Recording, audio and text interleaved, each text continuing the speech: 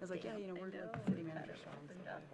Well, I like that saying that instead of mayor. there was Yeah, a window, it's strength-based, but strong strength. there was only They were about like, a oh, 5-minute they're like, I'm window, gonna use that. and I left 2 minutes into it. So yeah, I got halfway here and then it started raining again. Okay, we're gonna get started in just a second. I just want to say I noticed that there's quite a few students in the crowd, so we'll bear in mind if things go long, taking a pause, but we do have you all kind of hang out for a little bit to observe the meeting and not sign ahead of time. So we are aware and we won't keep you till 10 o'clock. We might keep everybody else, but we won't keep you all until 10 o'clock. So with that, I will go ahead and start this regular City Commission meeting of Monday, May 4th, and all please rise for the Pledge of Allegiance.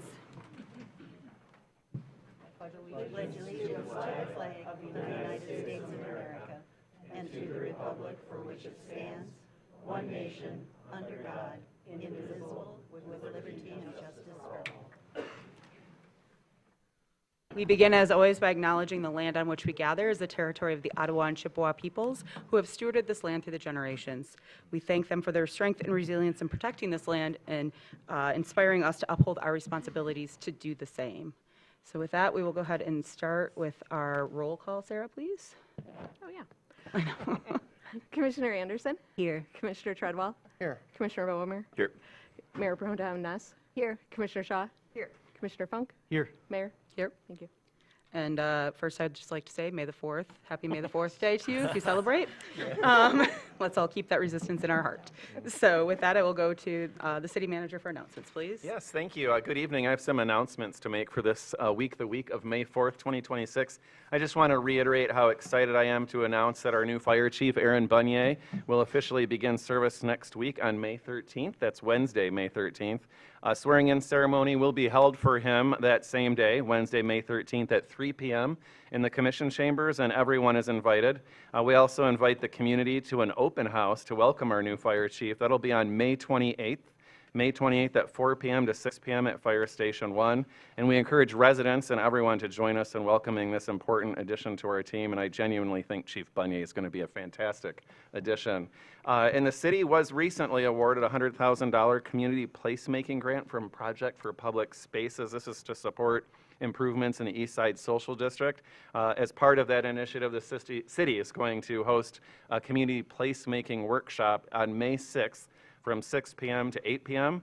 That's this Wednesday, May 6th, from 6 p.m. to 8 p.m., providing an opportunity for residents, businesses, and stakeholders to help shape a more vibrant, accessible, and welcoming space through that community-driven process. We encourage anyone to attend that, be a part of the conversation, and participants can meet at Common Good Bakery at 1115 East 8th Street. So that's Common Good Bakery on 8th Street, May 6th from 6 to 8 p.m. And more information can be found on the city's website. And I just want to say I'm thrilled that Deputy City Manager Deb Allen is back in the house and she's with us. So welcome back, Deb. We're glad to have her back, and that's all that I have. Thank you. And join in welcoming Deb Allen back as well. And we'll hand it over to Sarah for announcements from the city clerk. Thank you. Meetings scheduled for this week are the Planning Commission will meet Tuesday, May 5th at 6 p.m. here in the Commission Chambers. The Rec Authority will meet on Wednesday, May 6th at 7 p.m. here also in the Commission Chambers. The Coast Guard City Committee will meet on Thursday, May 7th at noon at the Air Station. The Parks and Rec Commission will meet this Thursday, May 7th at 6:30 p.m. here in the Commission Chambers. Thank you very much. And with that, before we start our business, we also have a proclamation. And so if Megan can join me at the stage. There you are. Toast today. Yeah.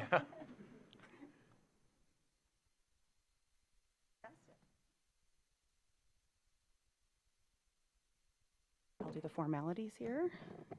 So this is the City of Traverse City Proclamation of International Compost Awareness Week, May 3rd through the 9th, 2026.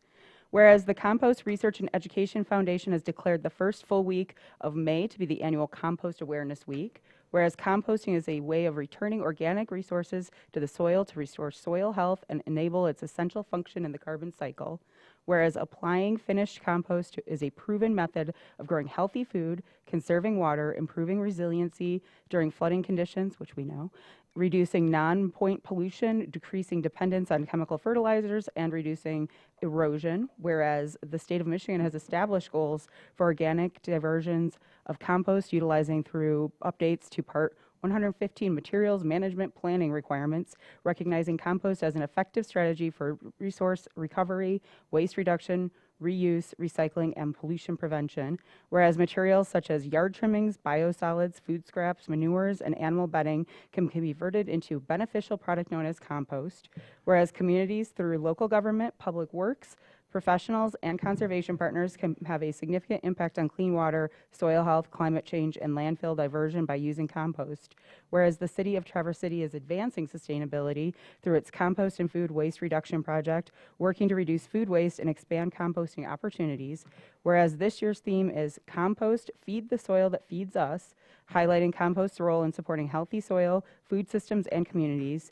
Be it resolved that I, Amy Shamrow, Mayor, on behalf of the City of Traverse City of the State of Michigan, do hereby proclaim the week of May 3rd through 9th, 2026 as Compost Awareness Week. And so with that, there you are. I was like, Megan, who is the true expert on this, is going to share a few words with us. And so thank you, Megan. Thank you for being here for this. Yes.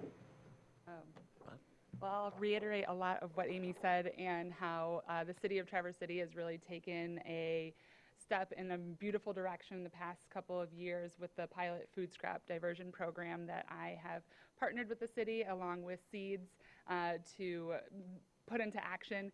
We have filled that thing up as quickly as we can and are getting really great finished product out the back. So it's been a fabulous program, lots of community support, lots of people on the wait list, and we are very thankful for your support in that. So with International Compost Awareness Week, we want to feed the soil that feeds us, and I really am honored that I'm part of such a great community. We're so glad to have you. Thank you. Thanks, Amy.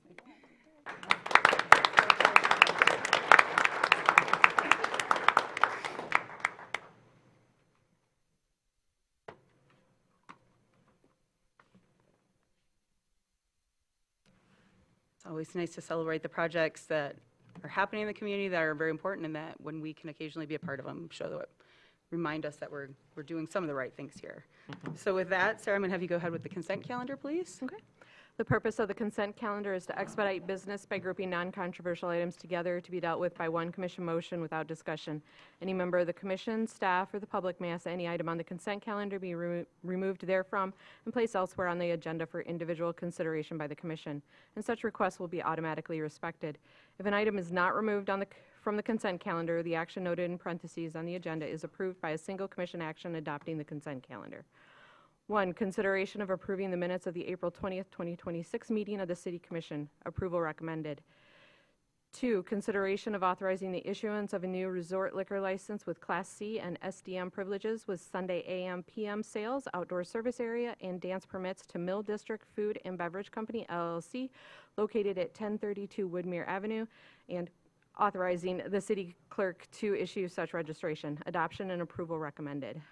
3, consideration of authorizing the issuance of an additional catering permit to an existing redevelopment liquor license with Class C privileges with Sunday AM/PM sales permit to Umbo Traverse City LLC located at 430 East Front Street, and authorizing city clerk to issue such updated registration. Adoption and approval recommended. 4, consideration of adopting to make permanent a traffic control order for the designated loading zone on the north side of the 300 block of West Front Street. Approval recommended. 5, consideration of authorizing a confirming purchase order for unleaded fuel for city operational use. Approval recommended. 6, consideration of authorizing a blanket purchase order for fuel for resale at the Duncan L. Clinch Marina. Approval recommended. 7, consideration of authorizing a contract for the 2026 preventative maintenance crack ceiling project for the 2026-2027 fiscal year. Approval recommended. 8, consideration of authorizing a 3-year contract for the provision of a school resource officer at Traverse City Central High School. Approval recommended. 9, consideration of enacting an amendment to the Traverse City Code of Ordinances, which would update the stormwater ordinances to meet MS4 permit requirements. Enactment recommended. 10, consideration of adopting a resolution designation of street administrator for Act 51 compliance. Adoption recommended. 11, consideration of authorizing an amendment to the payment in lieu of taxes pilot policy to transfer administration duties to the city assessor. And I think that should actually be, City manager designee. yes, thank you. Instead of city assessor. 12, consideration of approving the fireworks display permit for the Overland Sheepskin Conference on May 21st, 2026. Approval recommended. Thank you, Sarah. Would any commissioner like an item pulled? Heather? I don't want to pull item Sure. 5, but I'd like to make a short comment. Go ahead. Make the comment now? Are there other commissioners? I didn't see other hands go up. Nope, go ahead. Okay, so I looked up that we made a purchase last March 2025 of the same amount of lead-free 887 octane gasoline, 10,000 gallons. It cost $19,784. This year, $29,338. Current events affect everyone. That is very true, and thank you. I know you and Commissioner Treadwell have both pointed that out, and I think it bears repeating whenever we can. So thank you for that. Are there any members of the public that would like to pull any items off the consent calendar? Seeing none, I'll take a motion. I'll make a motion to approve the consent calendar. Second. Okay, I'm going to do Funk, and we'll do Shaw on that one. Okay, all in favor? Aye. Opposed? Motion passes. That's been a while since we've done that. All right, let's move on to old business then. And with that, the discussion of our draft of scope for work for rubric for legal services, as we discussed, our much appreciated attorney, Lauren Tribble-Lout, is moving on to new opportunities, and so we are now figuring out what we want to do next. She has created this based on our lengthy discussion, though of course we have time here to also discuss it more, of what we were kind of looking for an RFP, so I'll let you take that right now, Lauren. Thank you. Sure. So I worked on this with Becky Ewing, her input a bit, and with the current job description and the descriptions for tax tribunal and labor that recently were out for RFP, and included those, and then ran it through all of the staff leadership to make sure that anything that they saw that they wanted as far as services was included in the scope. And then I tailored it to our just general standard RFP so that it would be ready to go out as soon as the commission is ready, which could be tomorrow, if you're ready tonight. And so I thought any questions, comments, changes that you'd like, we can just go through those. And then, I mean, ideally, it would go out this week, I think, so that we'd have time. Like I said before, I think it would be really advantageous to have representation of a firm come and interview, because a lot of what it is fit. So you'd want to talk to that leadership prior to entering into an agreement. That will help you make your choice. And I think there is time for that if we get the RFP out this week. Mitch, go ahead. So to that point, do you feel that there is adequate interest to have met that timeline if we get it out soon? I think so. I mean, we put out the RFP for labor and tax tribunal. I think we gave 2 or 3 weeks to respond, and we got 4 very comprehensive, very good proposals. Other questions? Go ahead, Jackie. I saw that toward the end of the RFP, there is a very brief paragraph on evaluation of proposals. Do I recall that last time we talked about having a rubric? And is that something that you would plan to create while we're awaiting responses to the RFP?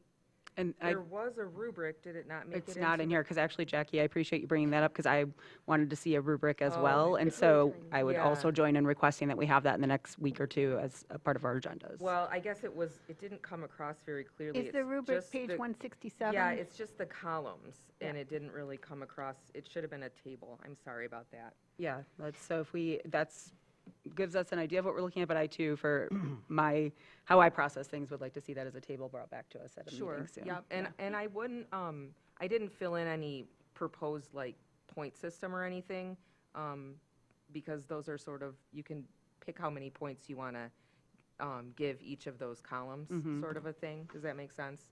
I thought that was more for the commission to do than for me. Do we have room to discuss that even on Sure. next week's study session agenda?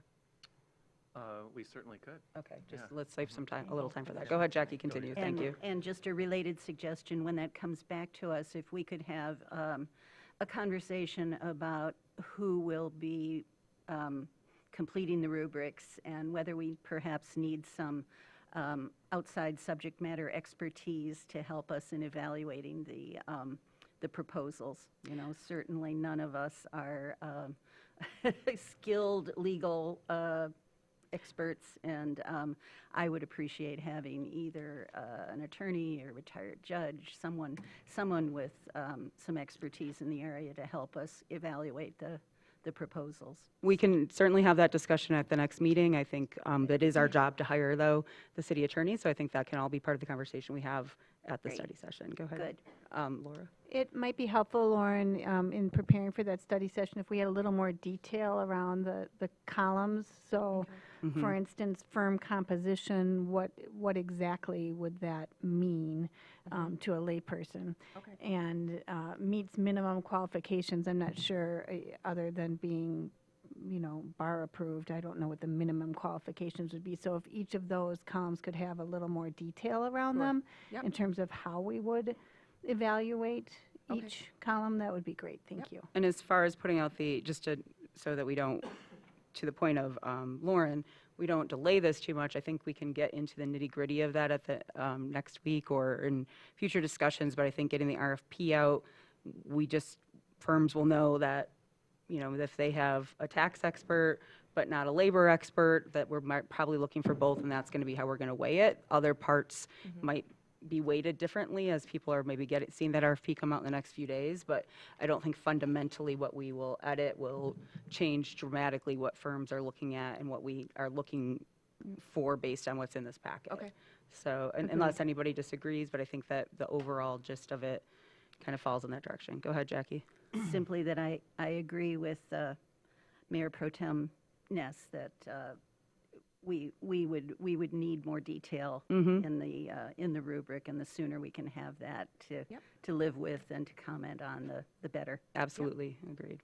Other, Heather, and then Ken, and then Laura? Are we looking for either a single attorney or a firm with this, or just a firm? Just a firm is what I heard from the To cover commission. for the next 18 months? Yes. But you would have to pick a person to officially be the city attorney. Yes, there is, from that I firm. mean, it's usually the lead attorney is named, and then the firm is contracted with. Yep. Ken? Maybe I missed it as I went through it, but was there anywhere, and is it appropriate, maybe it's because this is something than like a different type of job, are there references that usually come with something like this? Because I mean, not having experience hiring a lawyer in particular, I'm going to look at things like who's worked with this firm before and what have their results, excuse me, been with them, and like what was their experience like? Were they responsive? Were they easy to deal with? Did they make it clear and understanding? Was their pay schedule appropriate, or would you get slapped with a lot of unusual charges that we didn't expect but didn't want to make big waves? So I mean, references are a thing that are kind of important for me. I do support what Commissioner Anderson said about having, you know, somebody that's familiar. Like I weigh my decision heavily on Laura, on yours, but some references I think would be very, References very are helpful. I'm going to lean on those heavily. Yeah, it is in there, and we do have a plan for checking back with those. We'll work with HR as well. Laura, you If we're done with questions, I could make the go motion. right ahead. That the city commission approves the publication of the request for proposal for legal services as included with the official meeting materials for the city commission's May 4th, 2026 regular meeting. Second. Is it Lance? Okay, so Commissioner, or Mayor Pro Tem, and second by Lance Bomer. Okay, any further discussion in general now? We've had some good questions. Okay, seeing none, I'll open this for public comment. Any public comment on this item? Seeing none, I'll bring it back. All in favor?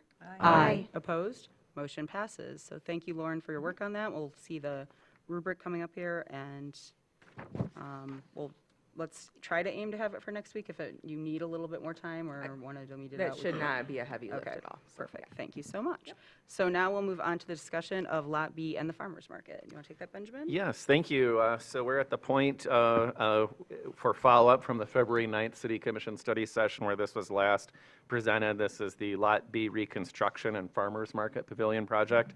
And we have Harry Burkholder here, who's the Executive Director of the Downtown Development Authority. We also have Parking Services Director Nicole Van Ness, and Zach Cole is here from our engineering department to assist. And if it's okay with you, I'd like to invite Mr. Burkholder to the podium just to provide a very brief overview. This is a substantial project with a high dollar volume or dollar amount. And Harry, if you could provide an overview. Thank you. Yes, this farmers market pavilion and the Lot B reconstruction has been something that the city and the DDA have talked about for quite some time. Actually, the farmers market pavilion was first put forward in 2016. We've gone through several iterative conceptual designs and have settled on this final design that's in your packet. We did review all of the details of the farmers market pavilion and also the parking lot reconstruction effort. And if you've been there, if you were there this Saturday at the market, you saw that parking lot is in dire need of some reconstruction. So we're excited to bring this project forward and happy to answer any questions that you might have regarding the pavilion. And I'll recruit my team to help answer any other questions related to the parking lot. And I actually have a question for, while you're up there, Harry, but also for Ben and anybody from city staff. We talk about these in pieces a lot, and we've kind of had, I think maybe at the DDA meeting, we might have had a conversation about it holistically. Can we just have a brief summary of, I believe the city started this process, what the city's doing, what the DDA is doing with it, where they're combining efforts, and where they're individualized? Just a quick rundown. So whoever wants to take that and tee off, or... Sure. So in terms of let's talk about the farmers market lot itself, Lot B. Again, that was a project that's been in the queue with the Parking Services in the city for quite some time. And so the bulk of the reconstruction effort on Lot B will be funded by Parking Services in the city. The DDA is contributing $110,000 towards the stormwater management component of that reconstruction. And then the DDA is covering the costs of the actual construction of the pavilion, but also the construction management contract with Beckett Rader to do the whole site. So Beckett Rader is doing the entire site, the pavilion and the parking lot. We're paying for those services as well. Okay, other questions? Go ahead, Heather. Yeah, so I was all ready to just approve this, with some disappointment that the lots are not connected. I think that's a big mistake. But I looked at the emails that had come in last week, which I hadn't gotten around to, and I discovered that the zoning that the parking lot B sits in is open space, and that markets are not allowed. It's not an allowed use in open space zoning. And all of our parks, well, not all, 29 out of 32 parks are open space parks. And I think that this must have popped into our residents' mind because tomorrow the Planning Commission is looking at amending the ordinance, the open space ordinance, to allow municipal markets in all of our open space zoning, all of our parks. So I just feel that something's wrong here. If it's not allowed, then how can we fund this project today? I did hear from the city attorney that this was, that the farmers market has been a long-standing use, and therefore it is a legal non-conforming use. But if there isn't a law there, where's the law? How can it be legally non-conforming if there's no law? It's, this started in 1984. Where is the zoning? So three things with it. So the first thing is that a farmer's market is a parkland use, which is evidenced by all of the municipal markets that take place all over the state, probably the country, within city parks. Second of all, the market has been in use at that location since 1984, like you said, so 15 years prior to the current zoning ordinance adoption. So it is a legal non-conforming use. And the reason that the Planning Commission has taken it up is because there was a question about it. And so just to true up that nonconformity and to remove any questions about it, I thought, well, it's a good idea to just put it in there. But I am confident that it is a legal nonconforming use and that it is a parkland use, so it would be allowed anyway. But if there's going to be any confusion about it whatsoever, why not just change it and add municipal markets to the zoning? It really is just a belts and suspenders approach to it. Well, except that you're kind of putting the chicken before the egg, because if we're funding it today, it's going to take at least 2-3 weeks for the planning commission to get through. We've been No. operating the farmer's market for I'm- decades. It's not a chicken before the egg because it currently is legal. And after it is amended, it would be legal. The amendment is not necessarily required. The amendment is meant to remove any question and any confusion from the zoning ordinance. It is a legal nonconforming But you're use saying today. then that because it's zoned open space, but it's also a parking lot, and for that reason? No, it is parkland. Lot B is parkland. Open and- space zoning. It's two things that are similar. It says OS right on. the Right, zoning and map. parkland uses are allowed in OS, and a market, a farmer's market is a parkland use. So it is a parkland use. Whoa, Can I think it's very confusing. I want to pull a thread on that really quick. Yep. And I do see your hand, Jackie, so thank you. You did say in your answer here, too, that that was passed after we were already putting it in use, or it was already in use, too, as a farmer's market. Can you go back to what you were saying with that? Right, so the farmer's market has been a use in that location since 1984. And the zoning was not established until 15 years later. Okay. So that use had been going on for at least 15 years before the zoning was enacted. As noted parkland use within the city of Traverse City. Correct. So if we tried to not do it there, we probably would have gotten sued over change of use for parkland. It's possible. Okay, thank you. Jackie, go ahead. Just to add a couple of things, the input that we've been receiving via email from multiple lawyers would contradict your reasoning there, and is actually asking to discover what zoning was in place in 1984. And certainly there's a lot of case law existing about parkland use and so forth. There have been requests to the planning department for examples of where farmers markets are operating on parkland, and we haven't closed that loop yet. In tomorrow's planning commission meeting, there actually is a public hearing on this subject, and to me, it seems a bit disrespectful of the public input process for us to go ahead and make a commitment for a $3 million construction contract before that loop has been closed and before the public has had an opportunity to be heard. So I am in favor of a short delay just to wrap up any loose ends regarding the zoning. I do feel that we're having a bit of a cart before the horse thing, that just a short pause would help to resolve.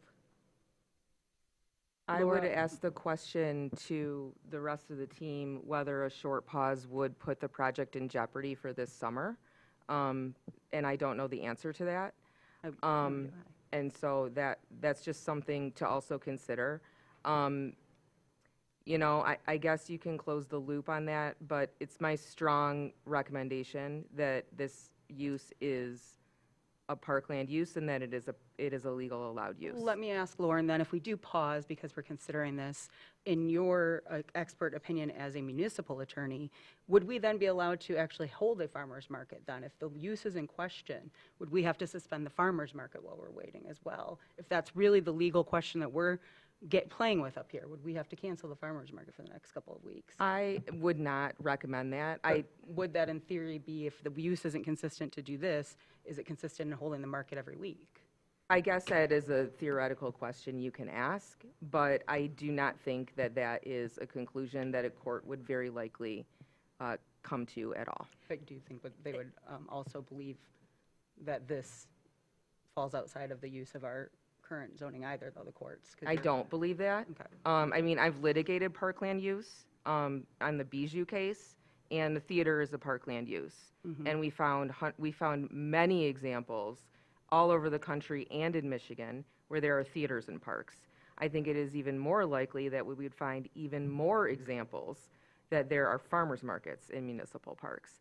And one other thing I just wanted to say is that there's been some mention of this allowing municipal markets in all of the city's parks, but a municipal market is defined in the ordinance as a publicly owned and operated market, and that would require city either owning and operating the market itself or permitting it. So it's not a situation where it's going to be markets running wild in the parks. So just so everybody knows. So I had Laura, Jackie, Heather, Mitch in order. Go ahead. So it seems a bit late to me to be raising this issue after the multiple iterations, the multiple plans, the multiple boards, the multiple commissions. And according to my notes, this has gone through the Planning Commission. January 21st, 2026, it went through the Planning Commission, was approved. It's been to Parks and Rec Commission, I'm sure, at least once.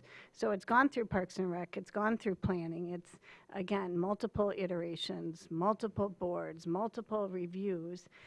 It's specifically included in the city manager's initial 2026, 2027 budget. This isn't a new idea.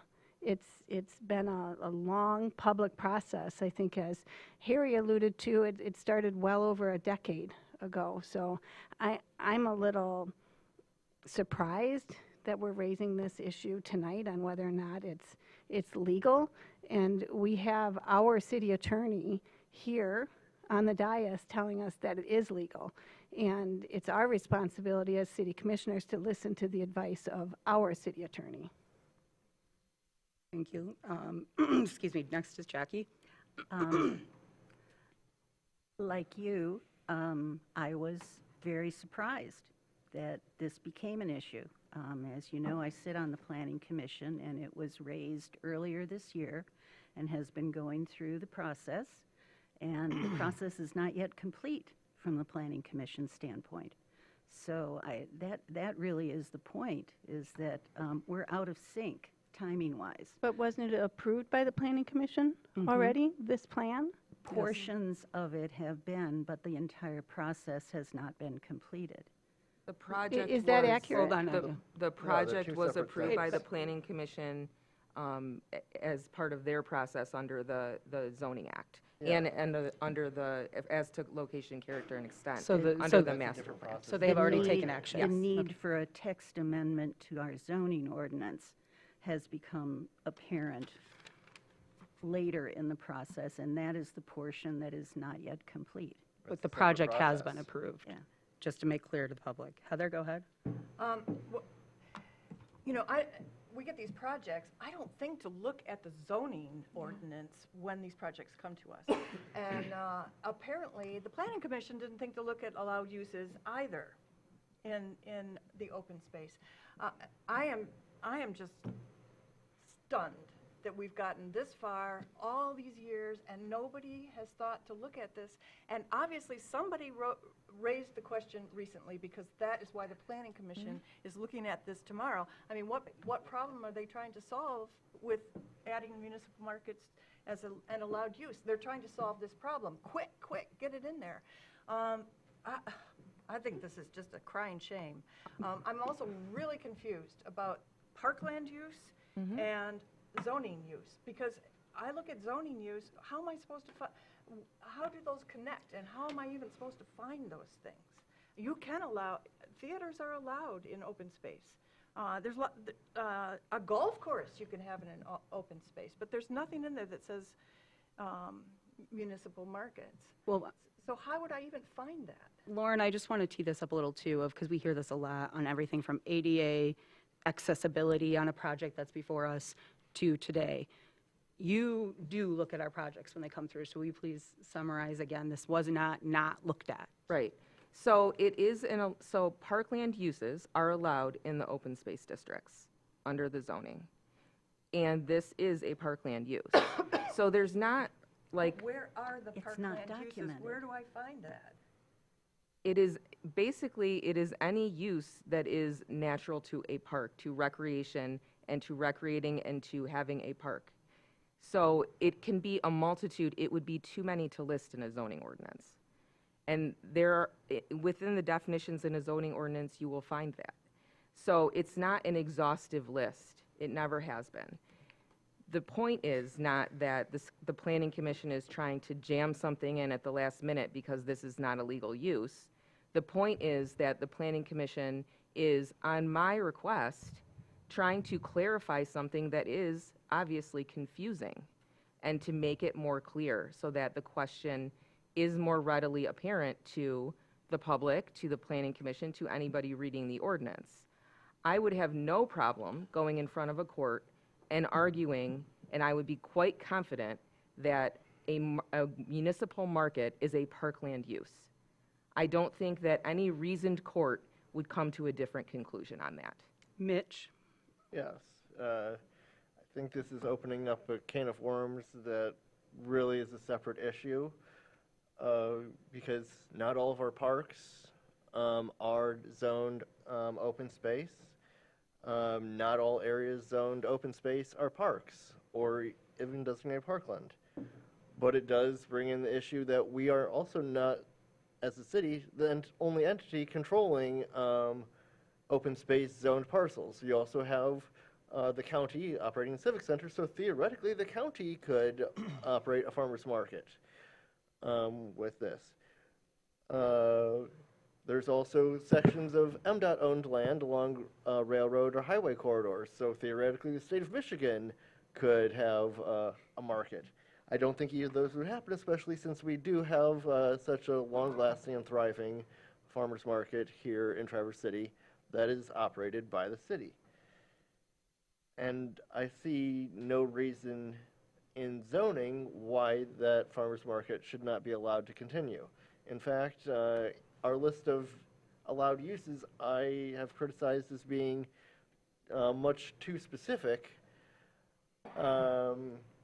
when already, as a public entity, we have broad latitude when it comes to zoning uses in our own publicly owned land. And it is something that furthers the general activities of a park. Similar to, we allow theaters, yes, in the Bijou, but open air theater is something that has happened at Hannah Park. It's something that's happened at the Civic Center. It's happened at other venues throughout open space zoned areas. Really quickly, Harry, just to go back to a question that was asked earlier, and I did see your hand, Jackie, but we've had multiple turns around, so I want to get back to something here real quick. How, if this was delayed, if this is a mere couple of weeks, as we're hearing up here, what does that realistically mean for the project and the prices here? Well, just real quick before you answer, I just want it to be clear what the timeline is like, and it's not a couple of weeks. A zoning amendment like this would also have to come before the city commission. So just so you're clear, we're probably talking at least 2 months, just for clarity. For the process, so For the continue process. those. I can't, I would have to talk to the contractor about what that means for a delay. I mean, we anticipated upon approval that we would break ground after the Chariot Festival in July and be wrapped up by the end of October to November. Obviously, any paving as it goes further in November becomes dicey. So, and delay that would then push that into the next fiscal year then would cause a delay to the overall project. Mm-hmm. Thank you. Jackie, you had your hand up. Just back to the issue of where our zoning ordinance stands currently.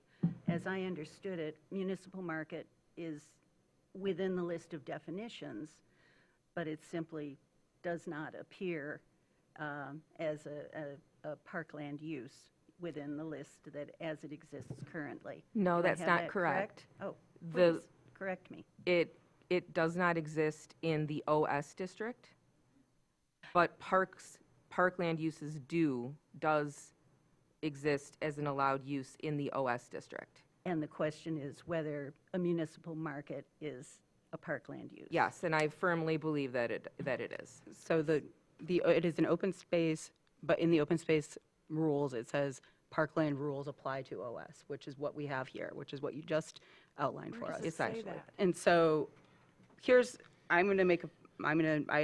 try to let everybody have their conversations. I am a voting member. I'm an elected official here as well. This is a rare time that my frustration is getting to me. We have a municipal attorney expert here, and plays into my concerns and the conversations that I want to have with us when we start talking about the rubric for selecting who will replace Lauren. It's like a doctor. If I have cancer, I don't go to my general practitioner and I don't go to a podiatrist. I go to an oncologist. And Lauren is our oncologist, for lack of a better term. This is what she has said. We have had this use that predates even the ordinances and things that we are talking about right now. This has been going on for years, as was pointed out by Laura Ness. I know that there are people who don't like the DDA and they don't like TIF spending, and I know that all of this gets dredged up as part of that conversation.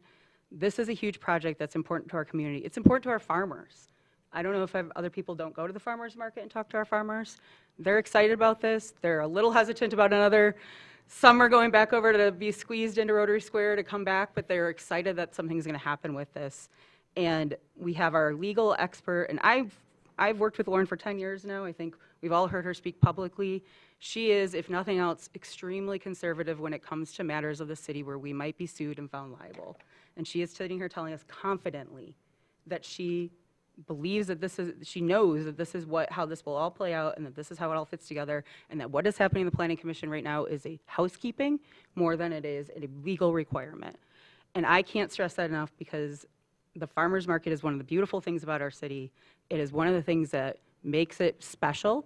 And as we've just heard from Harry, putting this off for a couple of months means messing up the summer farmers market. It means carrying it into next year. It means hurting the livelihood of our farmers in our community.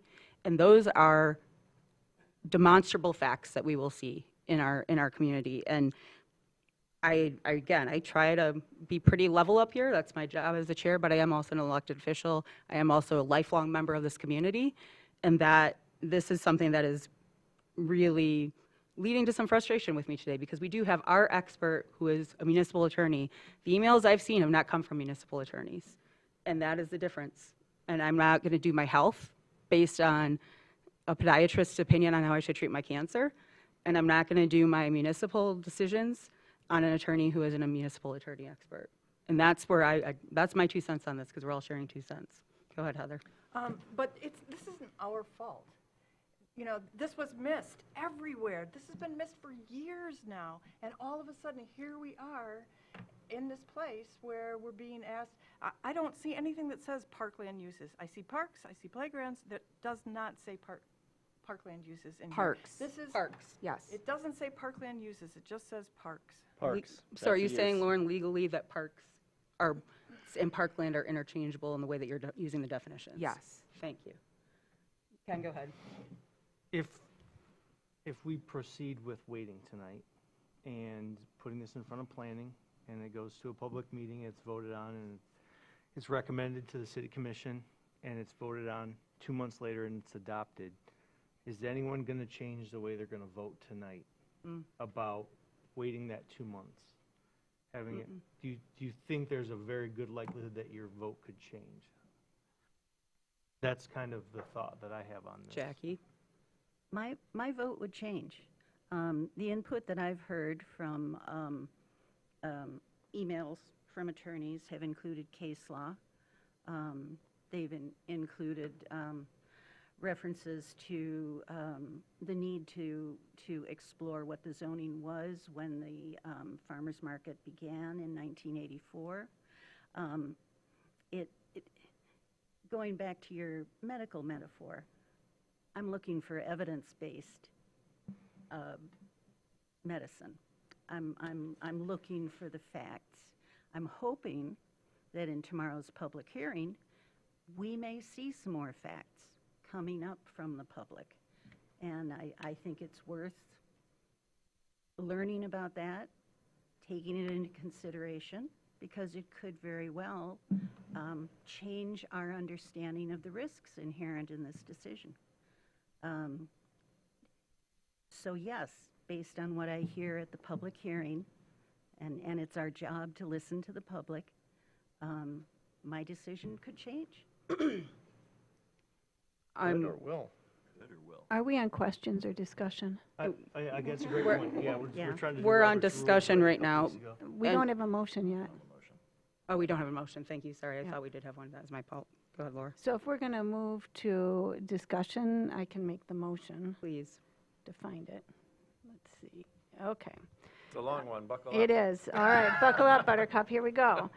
I move that the mayor and city clerk be authorized to execute a contract with Elmer's Crane and Dozer, Inc. in the amount not to exceed $3,668,185.67, $3,334,714.24, plus a 10% contingency of $333,471.42 for the construction of the Lot B and Farmers Market Pavilion project, such contract subject as to its substance by the city manager and its form by the city attorney, with funds available in Auto Parking Fund and DDA TIF 97, and further, that the mayor and city clerk be authorized to execute a contract with Beckett and Rader in the amount not to exceed $83,262, $69,385, plus a 20% contingency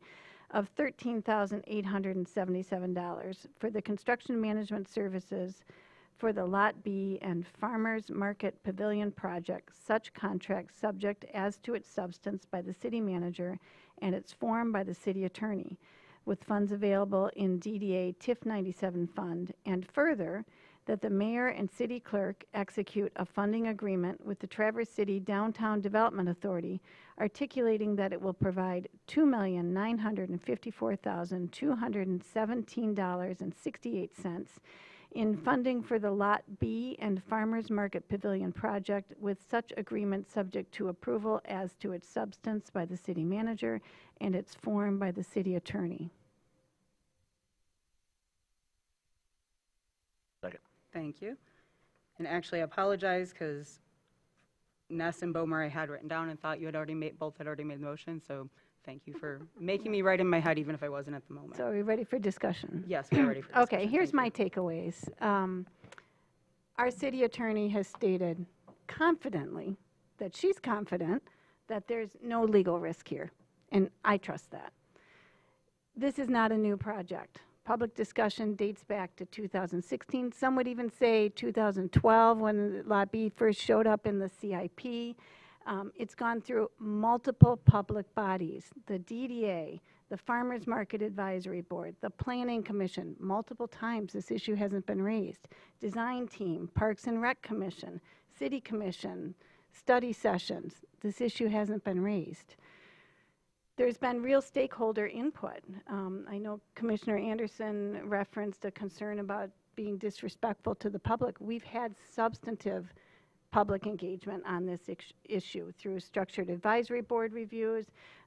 We all received, I believe, the 2025 letter, the vendor letter support from the farmers. And this project isn't a one-off decision. It's aligned completely, 5 out of the 6 pillars, with our strategic plan. It aligns with stormwater management and infrastructure investment, parking redesign. It really bumped up against Rotary Square, and how are we going to approach Rotary Square? So we've been through all of that iteration. I think it would be a real mistake and a disservice to the community to delay on this vote based on this conversation. It sounds like some cleanup needs to be done with zoning, and that can be done, but that this could run a parallel track so that we can get moving with this, and that there's no legal risk in waiting for that to happen. Go ahead, Lance. Yeah, I am of the opinion of that we should probably listen to our legal attorney. She's never lost a case for the city, so I'm pretty confident she wouldn't lose this one. That's a very excellent point, Lance. Jackie? Just to clarify, the issue is not support or non-support for the pavilion itself or the Lot B, redevelopment, resurfacing. This is about zoning. This is about do we issue construction contracts when there is a question regarding zoning. Do you have case law saying that's a real question? No. That's because I'm not a lawyer. Well, but we have a lawyer Look telling up us that cases. this, I can look up cases. I'd like to ask Lauren, since this is that was a statement that implied some legal certainty to it, please reiterate for us where we are legally with this in relation to all of that. I mean, I think that the mayor pro tem summarized it well, and I don't need to restate it. I'm not concerned about a court saying that a farmer's market is not a park use. I'm not worried about that. Because OS already refers to parks, Yes. and parks use is our parkland use. Yes. Thank you. Heather? Well, again, I am astounded that we've gotten this far and that as many bodies in this city have looked at this and have looked at this and have looked at this and they haven't seen it. And it's tragic that here we are today. And if it weren't for the Planning Commission scrambling around, trying to put municipal markets as an allowed use into the OS tomorrow, Are they then scrambling? I wouldn't be saying anything. But that is a huge red flag. It's a red flag. Mitch, go ahead. As a planning commissioner, I can say that we are following our normal schedule for introducing an amendment, having a public hearing on an amendment, voting on it, and then it will come to the city commission. As City Manager Marentet said, it is a process that, if all goes smoothly, takes 2 months. That is not scurrying. I'm also going to say again, because these narratives can get out of hand sometimes, that this isn't that no one saw it. It's that our attorney, our legal representative, who is an expert, former head of the Michigan Association of Municipal Attorneys, has said that didn't raise a pause for her because of the grandfathering, because of the parks use, and because of everything else she just outlined for us. So this implication that this was oversight by everybody working in our system is not at all a fair aspersion to cast on our staff. And I think we've heard that it would be disrespectful to some of the emails that we've gotten, some of us have gotten. I think that's disrespectful. Mayor Pro Tem Ness made a good point. It's disrespectful of the public input we've had. It's disrespectful to the farmers. You know, if we choose to not vote for this because we don't want to spend the money, that's one thing. But to overlook the advice and the very firm stance of our attorney, that's disrespectful as well. Go ahead, Nola. And it's not just our staff. It's the multiple scores of volunteers that serve on these boards and commissions. It's disrespectful to these boards and commissions who have approved this multiple times coming through all of the various iterations. So I agree with what our mayor has said. It's important that we not leave this room, no matter what way the vote goes, with some type of a cloud that this was unnoticed, that our staff never noticed it, that these multiple boards and commissions never noticed it. I don't think that's what the issue is. At this point, I'm going to invite, is there any public comment on this item? Please feel free, if there's a few of you, feel free to even I'm going line to read up. the rules real quick. We ask that you state your name and address, indicate if you're a city resident, non-city resident, and/or city business owner. We have a 3-minute time allotment per speaker. When your time has elapsed, the timer will beep. Finally, request that all language be respectful to all parties. Hello, Tim Pulliam, 516 West 11th, Traverse City. It would be hard to believe that, not knowing anything about the legal side of this, that a municipal farmers market wouldn't be a parkland use in a park. So that's really all I had to say. I mean, I don't think anybody would have to overlook that. I think everybody would just assume, like, the city farmers market in a park is a parkland use. That's it. Thank you. Thanks, Tim. Kyle Warner, 10495 South Walnut. I am the current farmers market manager, employed by Seeds, and I work closely with the DDA. And I also would like to advocate for our farmers and our customers that are there. And this project would be huge for every single one of them. I understand that, this project may meet 4 out of the 5 goals, strategic goals for this city. I would argue that it meets all 5, because after you have housing security, you then need food security. We offer programs in for this market that allow access, and food is health.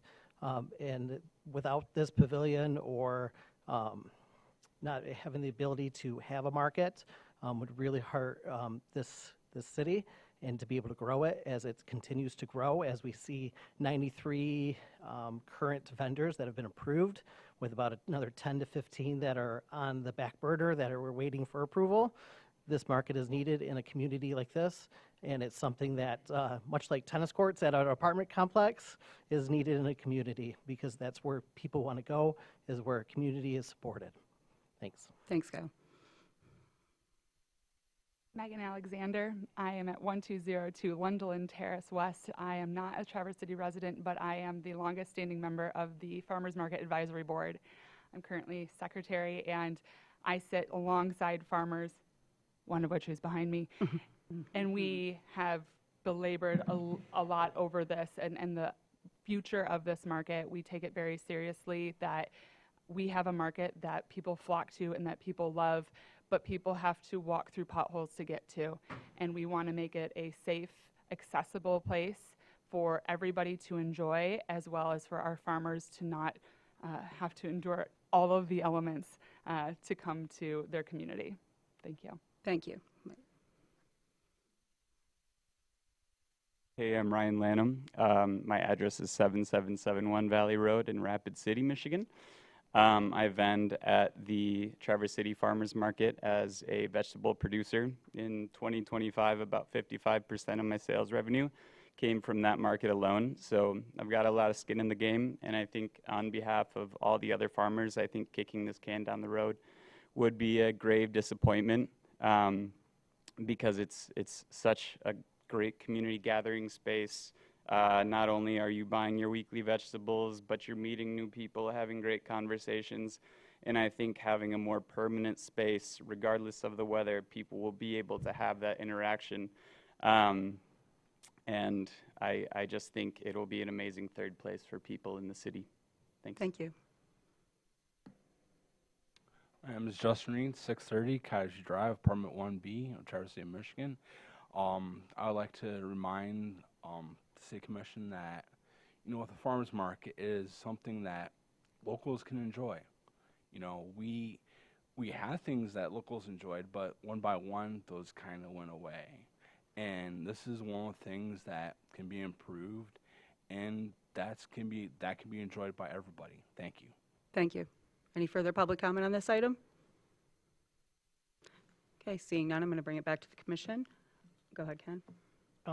For further discussion, right? You're welcome to make a comment before the vote, yes. Yeah. Did anybody else want to make a comment? Because I do. Go ahead. I wrote down a bunch of thoughts on this, and obviously you can see with all the debate that we've been having that this is incredibly a sensitive issue. So I listed some disadvantages that I saw to this project: annual maintenance costs, painting, cleaning, general upkeep. Likely discussions about enclosing it to allow for utilization year-round, because it's obviously only going to be used by the farmers market for a few weekends in the summer. So the natural discussion is going to lead us to, how do we utilize this space year-round? Some problems: lost parking spaces and future revenue from lost parking spaces is something that I'm not in love with parking revenue, but I know that it is a piece of the puzzle. And that I think it's important to acknowledge that. We should look at that in the future, how much parking we give away for different things. Feelings. I like and support the farmers market and the local vendors. Having this is very important to them, and I would argue is equally important to our community. The farmers market, though, is an event. It is not a location, and an event can be held anywhere. The open space, Rotary Square, any non-specific parking lot. We could even close Front Street every Saturday in the summer from 8 a.m. to noon to place businesses and farmers side by side to amplify their benefits, without dealing with any of the disadvantages of that pavilion that I already referenced: parking spaces, revenue, perpetual maintenance. One struggle with this pavilion for me is the emotional attachment that's been created with it.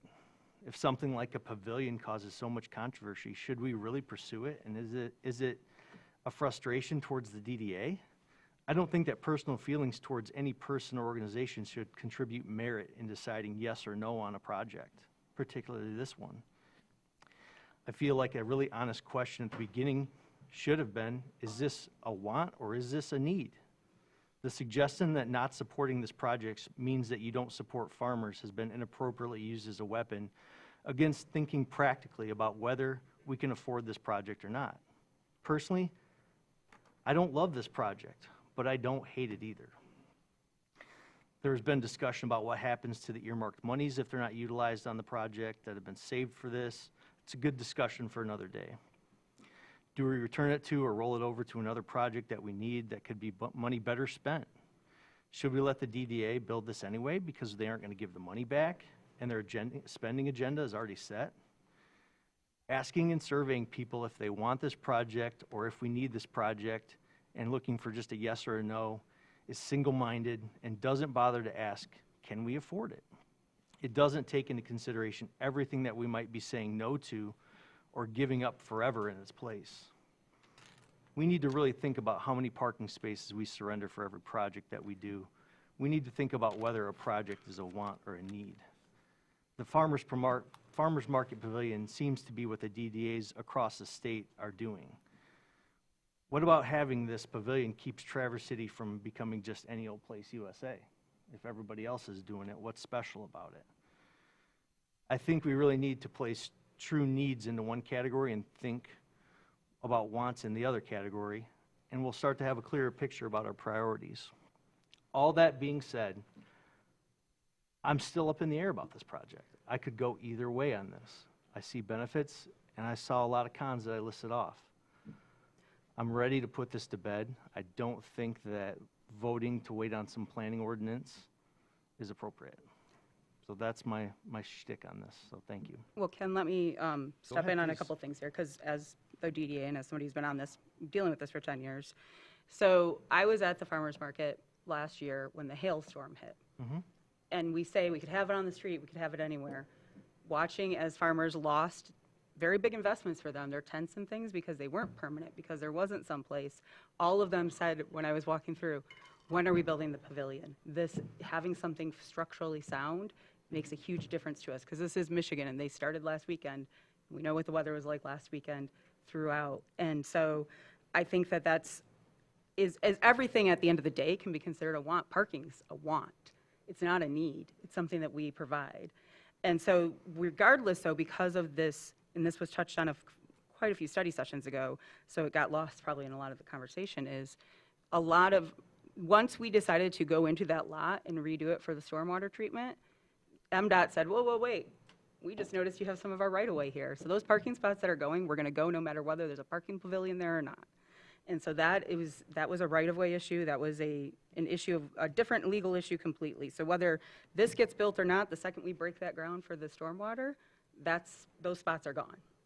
So, Do you want to finish some thoughts? yeah, I'll before just I finish really quick. respond? And then the last thing is DDA won't build it anyway because that's our land. The only place that the DDA can do things in theory without city permission is Rotary Park. Rotary Park. Everything else has to get our permission, so that won't be done anyways. The money won't be in some Ponzi scheme or sleight of hand. It's either going to happen or it's not going to happen. So just to clarify a couple of points you made, because I think you asked good questions, and some of those have gotten lost over the months as we've had these conversations. But I think that those are some points that you raised that I think in the sifting sands of history of the last 10 years have come up but aren't always front and center. My understanding with the parking lot B was that if we didn't do this project and we just resurfaced or re-asphalted parking lot B, that we would not be losing those spots. When we break ground to go underground for the stormwater, then we would lose the MDOT right-of-way parking spots. That was my understanding from the That's beginning. correct, but the stormwater was the city ask, not the farmer's market ask. Right, and yep, I agree. Yep. So. Right. I don't believe we can resurface the lot, but Nicole, would you correct me on that? I might be wrong. Yeah, so good Under evening, zoning. Nicole Vaness, Parking Director. So we have, originally this project did start off as a resurfacing project. It's been kicked down the road multiple years. I think it was first put in the CIP back in 2007, actually. So in the past 2 years with zoning changes to increase the canopy, We cannot just resurface. If we do some kind of resurface on the whole project, we still have to add in landscaping and tree beds, basically, to increase the tree canopies. So we will lose some space, but we do have the opportunity to do, I think it's up to 20% per year without that piece coming into effect. So at that point, once that ordinance change did come in, we decided to move forward with a project to reconstruct, and that's when it was identified that the lot line did lie within MDOT.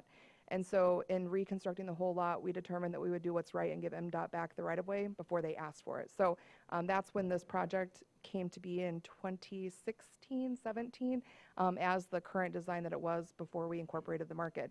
But we've been planning to partner with the DDA for the market since 2014, when they first did their initial outreach for the shed or pavilion project.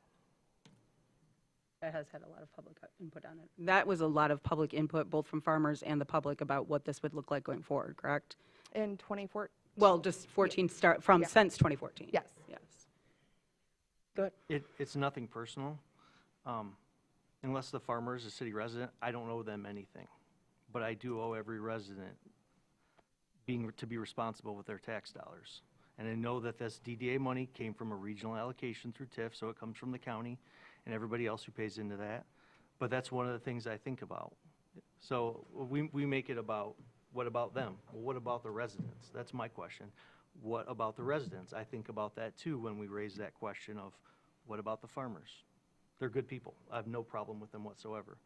But the first thing I think about is the residents. And that's where I come from first. So I'm just wanted to share that thought a little bit. Laura, go ahead. So this is clearly a policy decision that we'll be making tonight. And I think that we all agreed late last fall, early this year, that we were going to use the strategic action plan and the agreed upon OKRs as the framework for our policy decision. This checks almost all of the boxes. And I would argue that if we're serious about using our strategic plan and the OKRs to guide our decisions, this is exactly the type of project that should be rising to the top. It delivers measurable outcomes like infrastructure, $180,000 worth of stormwater management. While that's a small piece of the overall cost, $110,000 of it is going to come from the DDA, and that's regional collaboration. Economic development and community benefit all in one. So here we are. Again, I think we owe it to the community to follow through on the work and the public engagement that's already been done. And honestly, it would be embarrassing to turn our backs on this at this point. Heather? I agree. It's embarrassing. This whole thing is embarrassing. And I totally agree with Mayor Pro Tem Ness that this has department support, city support, public support, strategic action plan support. It hits all the marks, but it has a giant hole in the process. And that hole is the legality of having a farmer's market in the open space. And Are you a lawyer? I think that Mitch, hold on a second. I think that it's not our fault.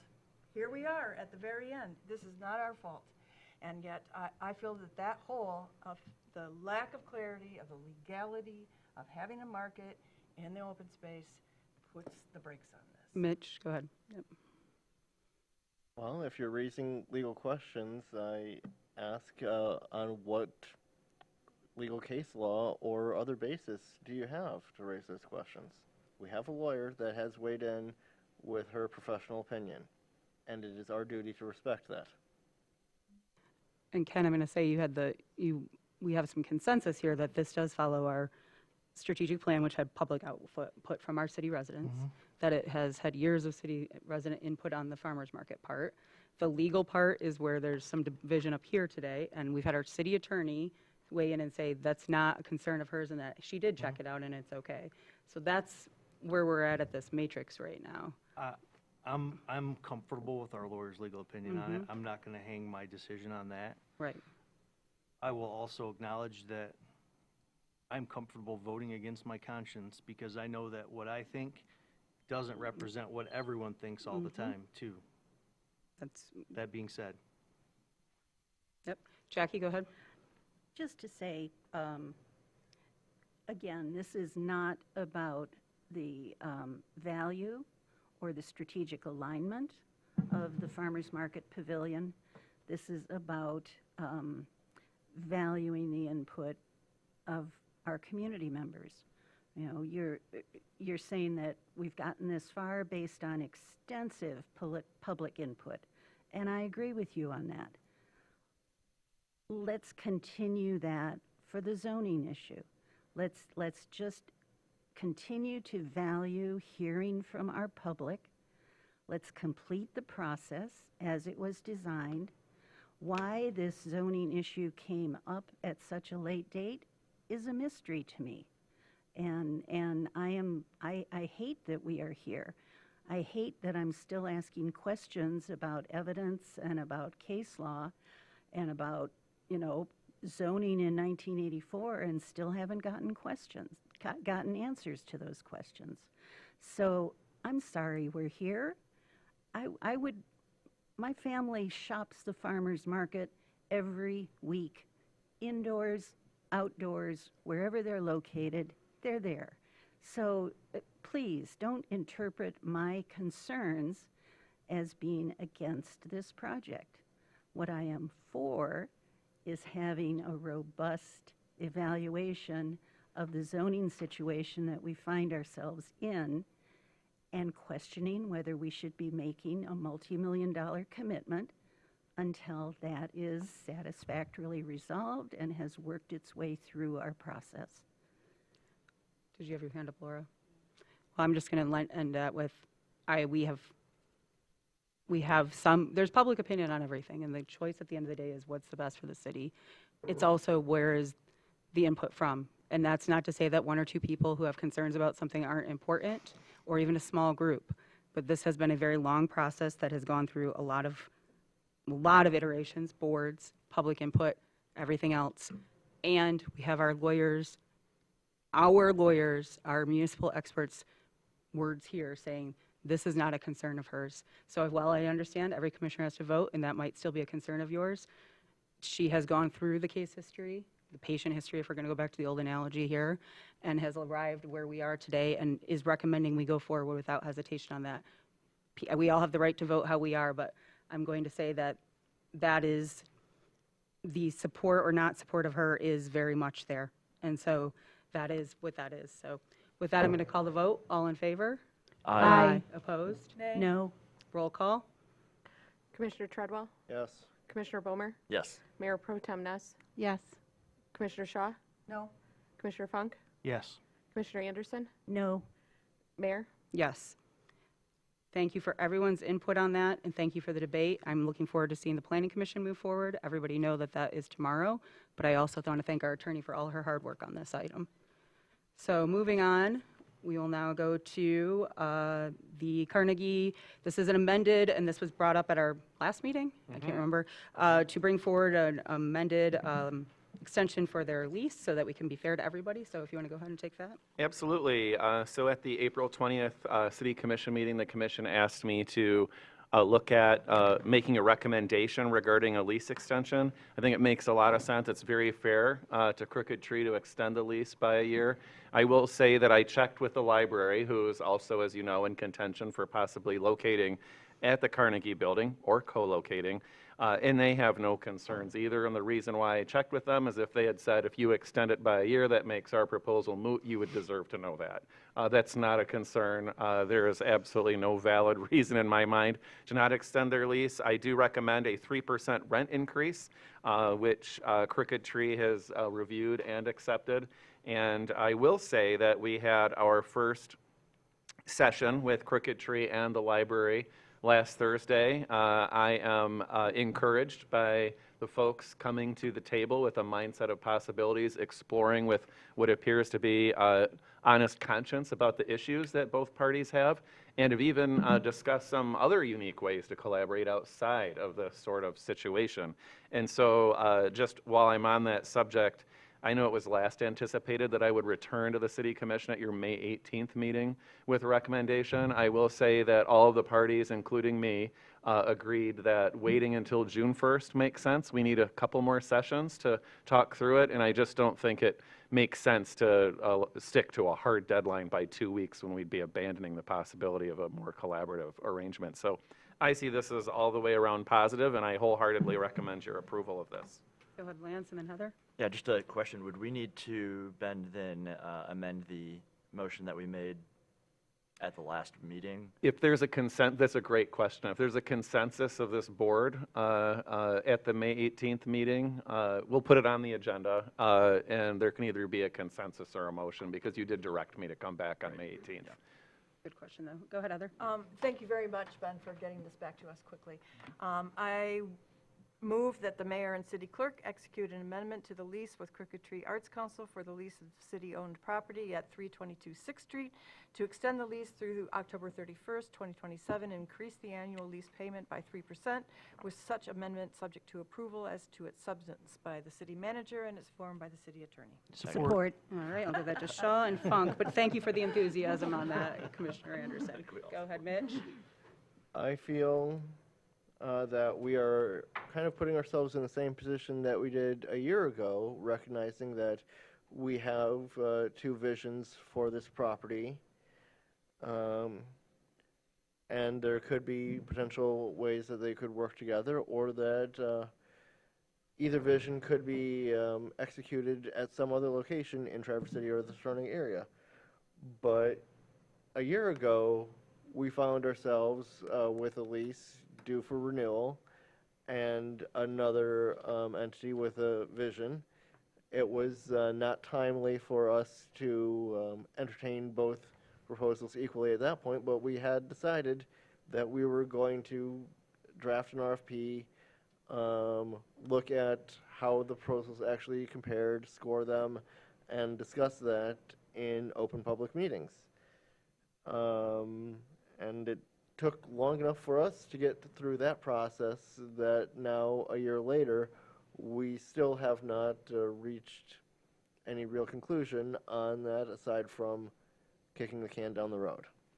Well, I will just jump in and respectfully say that the board did ask me to look at an extension and asked me by majority directive to work with the two parties. I'm doing that in good faith. And there's nothing to say that this lease couldn't be amended even before the year is over, if both parties agreed. So that's a possibility, too. Yes, and I can be glad that in this case, both parties have agreed to the lease extension as working within the framework that they are playing ball. We thank everyone for that. Any further questions on this or a motion? We have the motion. I can't follow myself tonight. I even circled it 3 times, guys. I'm sorry. So with that, any public comment on this motion? My name is Christy Wodek. I'm the Managing Director at Crooked Tree Arts Center, 5098 Stonefield Drive, Traverse City. I do have one clarification. We were, at the meeting, you mentioned the lease increase, but Angela nor myself are in the position to approve that. That will end up going to our board. So I just want to be clear on that. Okay, thank you. I do appreciate everybody giving some consideration to this lease extension. I have notes this time because last time I kind of went off the rails, and now I've got new contacts, so I have to put things out further. Considering the lease extension does allow us time to have a thoughtful discussion and conversation about what the future of that building looks like. So this would be helpful to us, and we do appreciate that. It allows us the ability to plan with confidence for the near future. And having the lease extension would give us the opportunity to seek out funding, which I have explained in the past, other meetings. Where we're at right now, we're not able to go out and seek grants and foundation money without knowing our future. So giving us this year extension would be helpful for that. It also strengthens our abilities with our collaborators in town. We have, which I would highly recommend everybody coming to see, we've got Grand Traverse Industries on display right now. We have a summer program with North Sky Raptors. So we are engaged with community collaborations, but we can only do that when we know our facility and what we can offer. And these programs take months to plan. So again, I will reiterate, having that extension would be very helpful. So I thank you for your consideration. Thank you, Christy. I just do want to point out with respect to the proposed 3% rent increase, it is tens of thousands of dollars less than what the rent likely would have gone to under the proposals that are currently under consideration. Is there any other public comment, though? Just clarifying. Wait till the end. All right, seeing none, and thank you for that, and thank you to everybody for willing, City Manager Marentet, Christy, Michelle, for all willing to be able to talk. Sounds like the will of the commission is to give you all that space, even if it takes a couple extra weeks. So thank you, everybody, for showing true community spirit on this. So with that, I will call the vote. All in favor? Aye. Aye. Opposed? Motion passes. Okay, so next we are moving on to our new business, and this is a grant match for Safe Streets. And I'll have you kick that off, please, Ben. Yes, I'll actually, excuse me, we're not on this. Are we not? Oh, yes, we are, excuse me. See, we're Sorry, all off a little I'm tonight. off. We're like a little We spring are on fever. Safe Streets. Little spring fever. And yes, so what you have before you is a request for the city to commit up to $96,000 as the local match for the Safe Streets and Roads for All grant. I will say that this total project cost is $850,000. The city would be contributing up to a max of $96,000. I am optimistic that we will receive a grant from the state that will cover half of our match. So our match would be even less. I want to make it really clear that the aim and scope of this particular project is to take a look at our projects and their design and make sure that they are safe for all users, not just motorists, bicyclists, pedestrians. That's been clearly articulated to me by our city engineer. And so I see this as a sort of extension and in support of the work of our Complete Streets Committee, and I recommend that you authorize this. Go ahead, Heather. Yeah, so I wouldn't say that I'm cynical about federal government programs, but I'm definitely skeptical that this one in particularly sincerely represents all modalities because they tend to prioritize cars. So I looked around to do some research on this particular program, and I was able to find some realistic assessment from Smart Growth America. It's a very well recognized group. They said that with all the anti-pedestrian and anti-bike and anti-safety moves from the current administration, so the current administration, meaning the federal administration, not only affects our gas prices, but it also affects our modality choices. It's no surprise that the priorities have changed because this is different from the one we saw last year. There's a notable new priority of public safety infrastructure, it says. So Smart Growth America recommends that you get letters of support from your public safety partners. That will help a lot. It says one of the less favorable considerations in this is any perception that we would include in our grant draft of taking away space from cars, impeding vehicle flow, or generally harshing on drivers' vibe is not going to be well received. So, if you propose strategies that make roads safer by slowing cars down, be sure to emphasize the safety benefits for everyone on the road. I'm listening to what you're saying. Yep. However, Smart Growth America does recommend just going for it anyway. It says that U.S. DOT is demonstrating once again that it's clearly really not serious about actual safety improvements that will result in fewer deaths and injuries, but the money is there, and if you can make good use of it. Today, also, Strong Towns, I don't know if you look at Strong Towns, they sent out a newsletter this morning reporting that one pedestrian is killed by a vehicle every 72 minutes in the United States. Transportation professionals have built an environment where a person can do everything right. They can cross the crosswalk correctly. They can use a bike lane correctly. They can be very alert and follow the rules, and they can still be killed or injured. Transportation professionals know this. They measure this. They cite the statistics, And then they respond by telling the most at-risk people in that system just to be more careful. Mhm. So I really hope that we can do better here in Traverse City. Yes, I do too. excellent point. Do we have any other questions or a motion? I can make the motion. I move that the city commission authorizes the commitment of the not-to-exceed amount of $96,000 as the local match for the Safe Streets and Roads for All grant. Second. Okay, thank you, Ness and Bomer. And I appreciate that comment, Commissioner Shaw, because I think we are in an era of, I mean, it doesn't take much to Google who we are at the end of the day, but grant writing and how we emphasize might not always sound exactly like what our actual intention is. And it's just one of the fun things that we do. And as you said, the suspiciousness of the federal government. Talk out of both sides of our mouth. Exactly. So I appreciate that comment to lead us off. Any other questions or comments from the commission on this? Seeing none, any public comment on this? Seeing none, I'll bring it back for a vote. All in favor? Aye. Opposed? Motion passes. Good luck to the staff on that, and we always appreciate their help. All right, next we have the discussion on the Con Foster, and I'll let you lead on that, Benjamin. Yes, thank you. I want to first acknowledge the effort and time that both Paper Birch and Parkway Theater put into their proposals.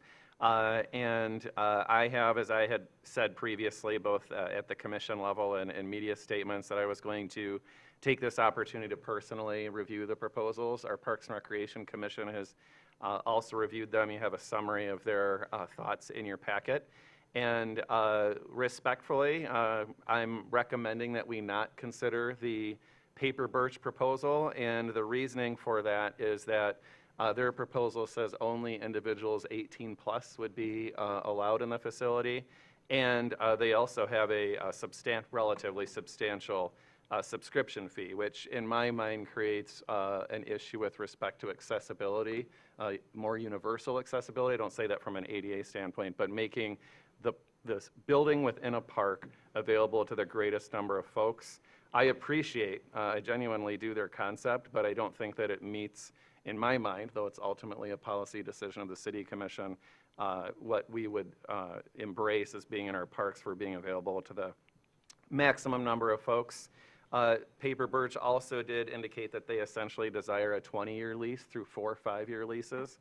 Also a decision of yours, but I just want to highlight that the RFP indicated a desired lease term was for 5 years.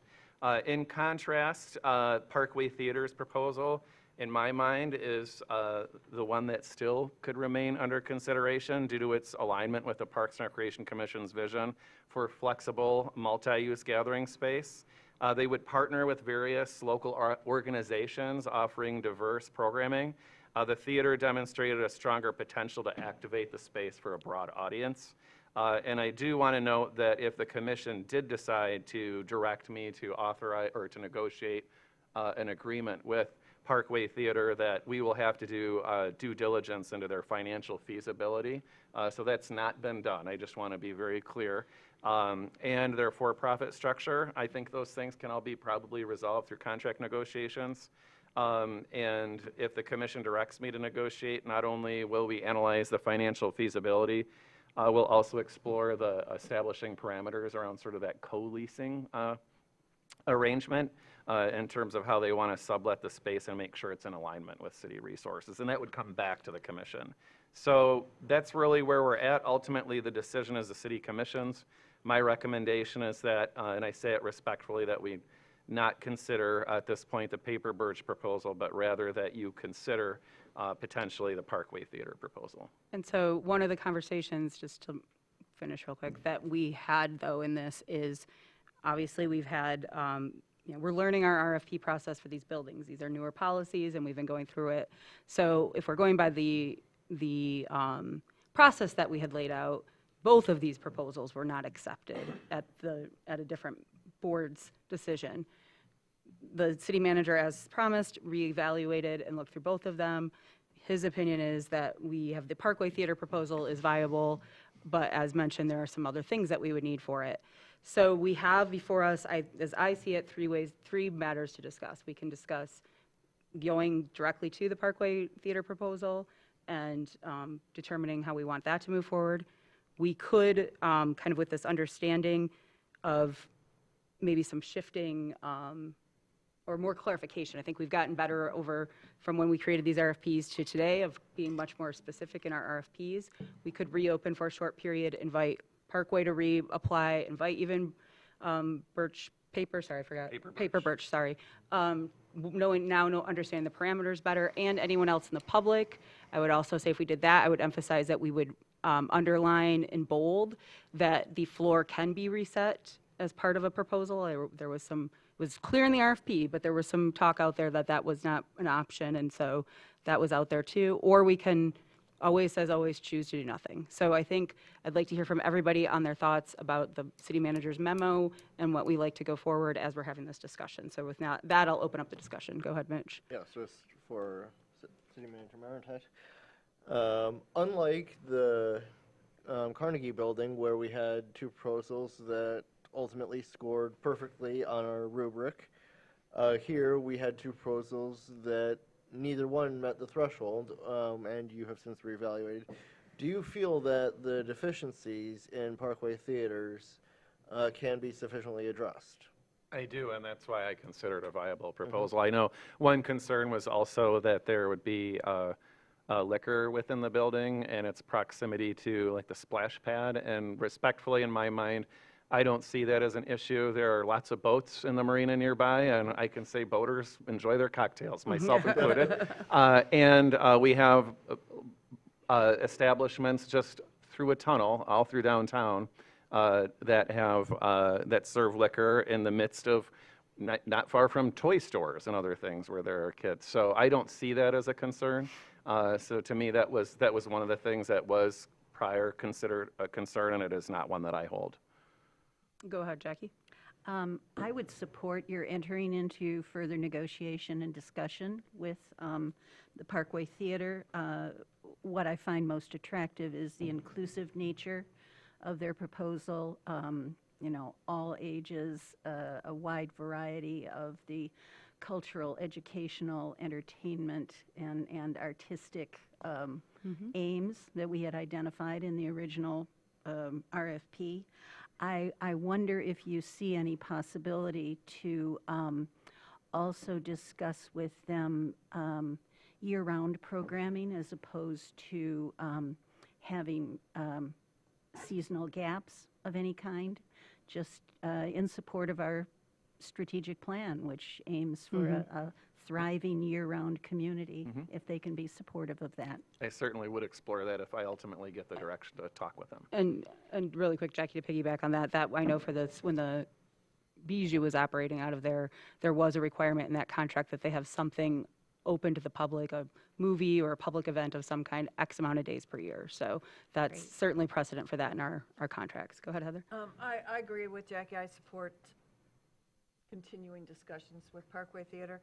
It may align more closely with the uses in an open space park setting. But I also agree that we need year-round programming, we need all ages, and we need daytime and nighttime programming, because of the location of this park, or this building and that park. I mean, it needs to be in use all the time, or it's a waste. Great point. Lance, and then Laura. I was good.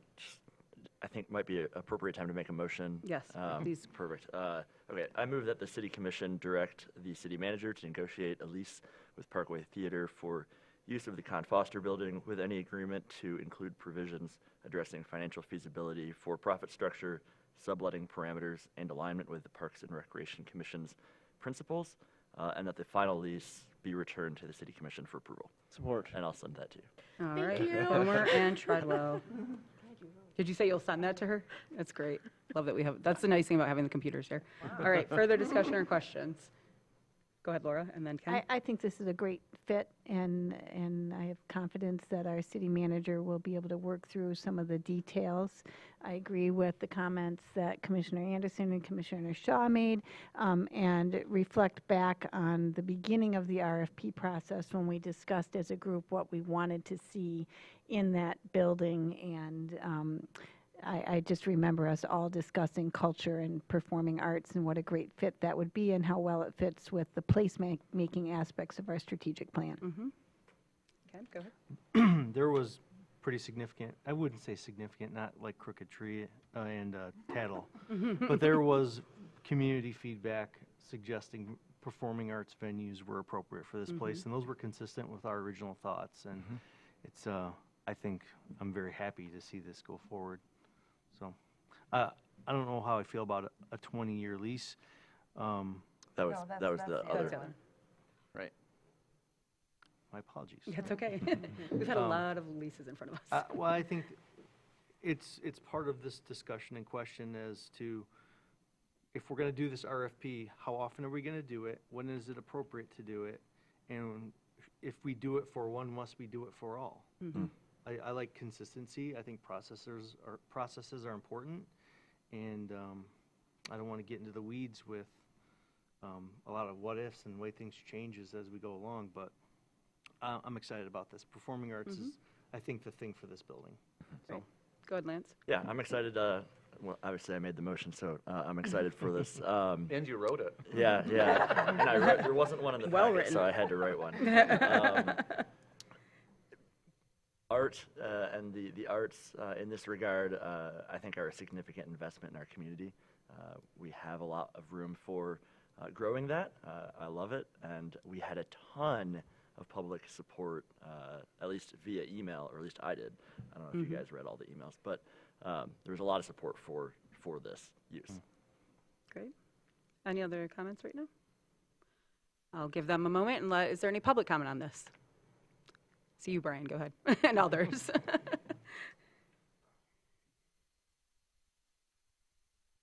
Can we see a show of hands of all who might intend to speak tonight? So we have an idea. Okay. Okay, thank you. Good to know. And if you don't mind, you can start lining up as well so that we don't have, so there isn't a gap. I had just asked for a show of hands for those who intended to speak this evening, just so we had an idea of volume, that was all. Thank you. Everyone's welcome to speak, of course. Good evening, everyone. My name is Brian Chamberlain. I'm the owner of Studio Anatomy and Eugene's Record Co-op at 346 East Front Street, downtown. My home address is 1337 West Harvest in Traverse City, not in the city limits. But I am one of the members of the Parkway Theater group that submitted a proposal for the RFP. I want to start off by thanking Michelle Hunt, David Wolfert, Deb Allen for working with us with this concept for the Con Foster building. I first reached out to Deb back in the summer of 2024 to inquire about the state of the Bijou, no pun intended. And I appreciate her work in keeping us updated and being realistic about the timelines and how long it might take to get to this point, even though just like, what's happening with the building? This is could be a really amazing opportunity. It's been a long and tedious process, but felt the efforts toward this proposal were worth working tirelessly for, especially with the opportunity to bring life back to the Bijou Theater and build on existing use by adding a live performance aspect to the venue. It's such a wonderful building surrounded by nature with a lot of character and history. We're grateful to potentially have the opportunity to open the theater as a mid-sized venue with a variety of events, including live music, comedy, theatrical performances, art shows, and classes that will be accessible to a wide range of ages and incomes. There's also a lack of entertainment options for youth in downtown TC, and we're looking to change that with opening up a performance venue at the former Bijou with all-age events as well. Our group consists of small business owners, NMC and Interlochen employees, artists, musicians, and designers. We're heavily ingrained in the local arts community and look forward to organizing events for the residents of this town that will literally inspire and entertain thousands over the course of the initial 5-year term. In the past, Traverse City has had periods of vibrant music scenes with multiple shows occurring weekly, and now legendary venues such as Loading Dock, Inside Out Gallery, Union Street Station, and Streeters, all of which no longer exist. We want to continue the area's legacy of highlighting local and national talent with a space that will be nothing like what existed before. The venue will be an immersive environment with color, art, lighting, and sound that will be an unforgettable experience for all who attend. Lastly, I just want to thank the community for the tremendous support for this project, as well as my colleagues, Olivia, Matt, Rob, Madison, Evan, Ryan, Andy, Dane, Ed, Jason, and Ben. Thank you. We are ready to get to work. Thank you. I know we're excited, but hold applause, please, so everybody feels comfortable. Matthew Stafford. I live at 731 Barlow Street, and I own Front Street Tattoo at 502 East Front Street. I just wanted to say thanks for giving us this opportunity. I've been making a living off arts and culture for over a decade now. I see some gaps where we don't have the arts and culture for the demographic that we're looking to target, and really excited to get started on this. Thanks. Thank you, Matthew.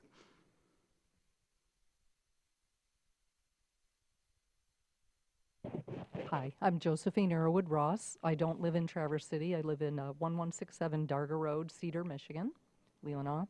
So we are your neighbors. My adult daughter, Morgan, has lived in Traverse City for 14 years. She's at 231 9th Street with her husband. And they are musicians and artists, and I first came to know Brian through them when he helped support and help them when they were an emerging band quite a few years ago, and helped them produce several albums. So I'm just going to read my letter so I can keep it short and to the point. I'm writing to share my support for Brian Chamberlain's proposed Parkway Theater. Mr. Chamberlain's focus is on community engagement and connection through music. His work specifically supports and connects local and regional musician and artist development through concerts, practice studio space, rehearsal, and recording space. And by the way, that is year-round that he does this. Mr. Chamberlain has been a longtime small business owner in Traverse City. In 2012, he opened Studio Anatomy and Eugene's Record Co-op in the Arcade Building. Since 2023, Eugene's has been at the Coin Slot Building. For over 14 years, Mr. Chamberlain has shown commitment, flexibility, and fiscal responsibility in a challenging commercial environment. His business has survived several location moves over the years, as well as the COVID pandemic of 2020 and 2021. He enjoys widespread support and respect from fellow Traverse City businesses, other concert promoters and venue operators, local artists and musicians, and the public. Despite the modest square footage over at Eugene's, Chamberlain regularly hosts live events including local and regional bands, comedy, improv, and art shows. His recording studio has also supported and helped to develop many emerging musicians.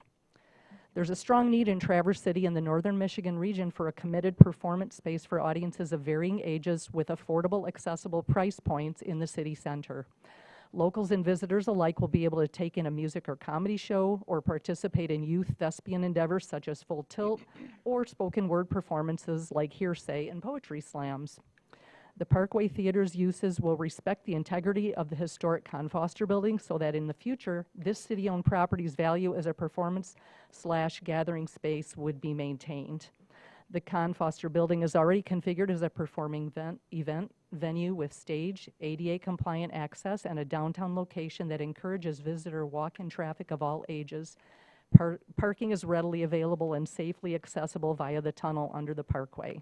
In conclusion, my husband and I, Jeff Ross, he's over there, feel that Parkway Theater aligns very well with the missions of Parks and Rec and is a great fit for this larger community. Thank you. Thank you, Josephine. Actually, Ms. Lutz, if you would, thank you very much. Thank you. Hi there, my name's, excuse me, Jason Lawrence. I reside at 920 Lincoln Street here in Traverse City.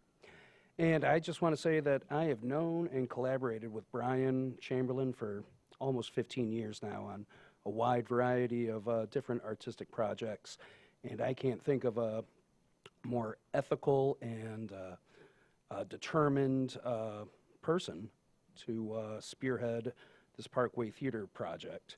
I'm also a downtown employee, and I'm really looking forward to the economic impact of having events and shows in that space spilling out into the rest of downtown.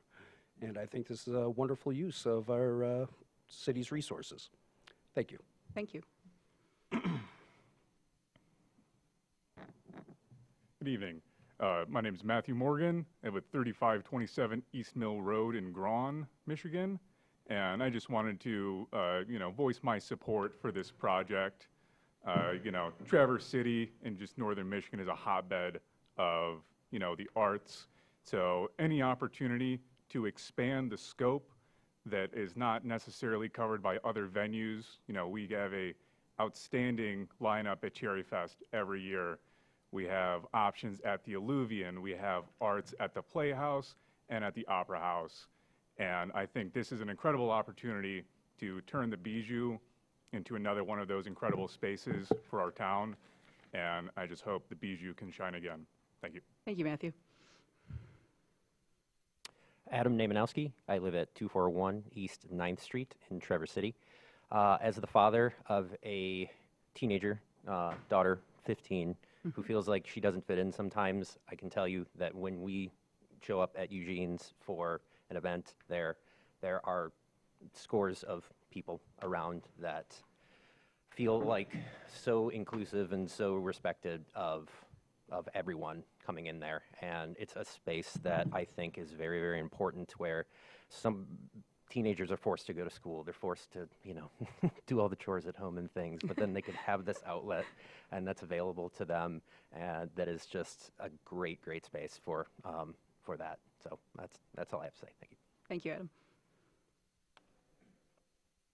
I'm Ryder Campbell. I live at 8742 Red Pine Drive in Lake Ann. I just want to voice my support for the Parkway Theater, and I feel it'd be a very beneficial to the community. And I've seen firsthand how kids my age get in trouble, and I feel if they had something they could do and a place they could go and gather together, that it would help prevent some of the trouble they get into. And I just think it would be very beneficial to the community. And as youth of this community, I want to voice my support for it. Thank you, Ryder. Any other public comment? Seeing none, I'll bring it back to the commission. Go ahead, Heather. First of all, I really look forward to the day when we're not calling it the Bijou. Right. we have to rebrand ourselves. Yeah, over. And second of all, I love the idea of a place for teenagers to go. When I was growing up here in Traverse City, we had the Bogey. I don't know if you're old enough to remember the Bogey. I think it was where Rotary Square is now. And that's all of us middle schoolers. We went to the Bogey and we danced, and we had bands come and play, and there were hamburgers, and teachers from the middle school, it was called the junior high then, would come and supervise us. And it was a great place, and I think that's really something missing from our towns, the offerings in Traverse City. I agree, Commissioner Shaw. We used to do an Adopt the Commissioner program, which I hope we bring back. And every year, the group of students, when I'd first sit down and talk to them, would say the number one thing: there's no place for us to go that's not alcohol or over 21. So, yeah. Well, they weren't even talking about the mall at that point. So, thank you. They also asked for a Chipotle grill, and we can say we deliver. Well, Garfield talked about it. But yeah, no. So I appreciate the conversation. I appreciate everybody's public comment on this too. So with that, I'll call the vote. All in favor? Aye. Opposed? Motion passes. So excited for the new lease on the Con Foster, as Heather was wise to point out. Yes. All right, and with that, we'll now move on to the Northwest Regional Airport Authority. Thank you, Commissioner Shaw, for bringing this forward, and I know Commissioner Bomer's been in talks with you about this too, so I'll let you tee it off. Yes, I will tee it off. Tee it First of up. all, I really want to thank Jackie Anderson. Jackie and I have been going to those NRA meetings for Oh, well, thank you both. 2 years. Yeah. Religiously. Sometimes I couldn't go, Jackie would go, we'd share notes, et cetera, et cetera. And I think that we've really got to a good place. We've made a lot of progress on that zoning overlay. I mean, really positive progress. And now we're ready to make some progress on the getting some representation on the board. And Lance has done a wonderful job coming up with some ideas about how to do that. Yeah, I can speak to that. So Heather and I spoke before the meeting, and I also spoke with our city attorney and our city manager about what this could look like. And then having worked with some of our colleagues at the county level, what it might look like for them.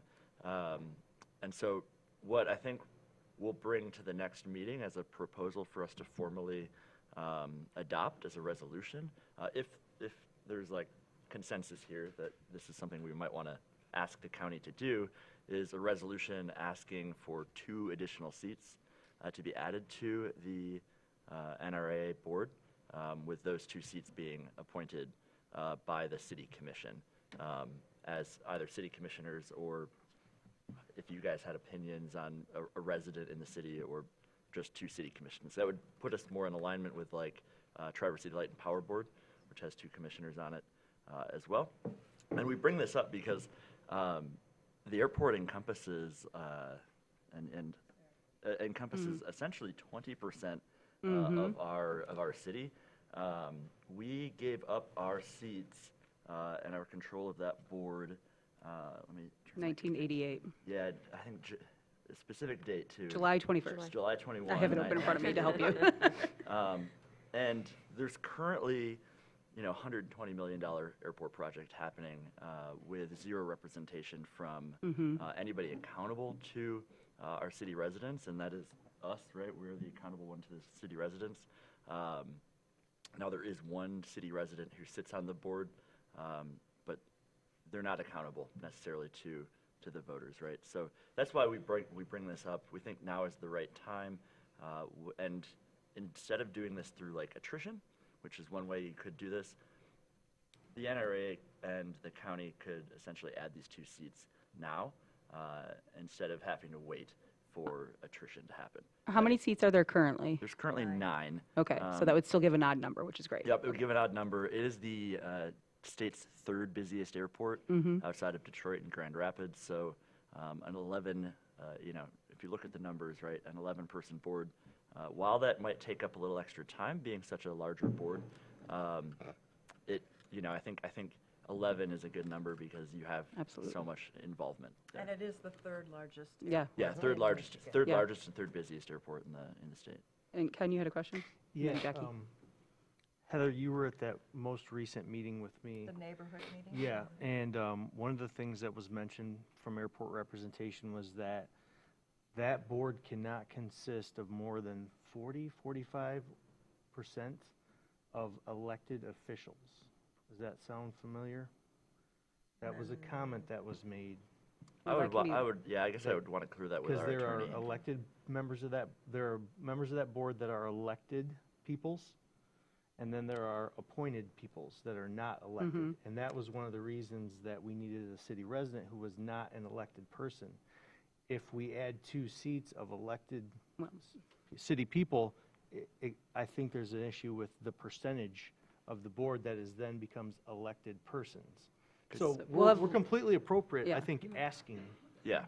We'll have Lauren check that out. That'd be and We'll look at that, but also I think as you teed it up as appointed by the commission, if it's not, if the seats aren't designated as commissioners, but they're appointed and they happen to be commissioners, that may make a difference as well. So I think we need to sort of maybe split that hair a little bit. Sure. Yeah, and when I was writing a resolution, I did look into which law was it? The MCL 259.108, which is essentially the Airport Authority Act, and how those boards can be made up. And so yeah, I want to keep this to us kind of putting out what we'd like to see and what we want, and have Lauren look it up because we're going to tackle it again next week. So let's all keep. I love everybody's ideas going. Go ahead, Jackie, and then I had Mitch. Just I would be very much in favor of being represented by 2 people, expanding the size of the NRAA board to 11.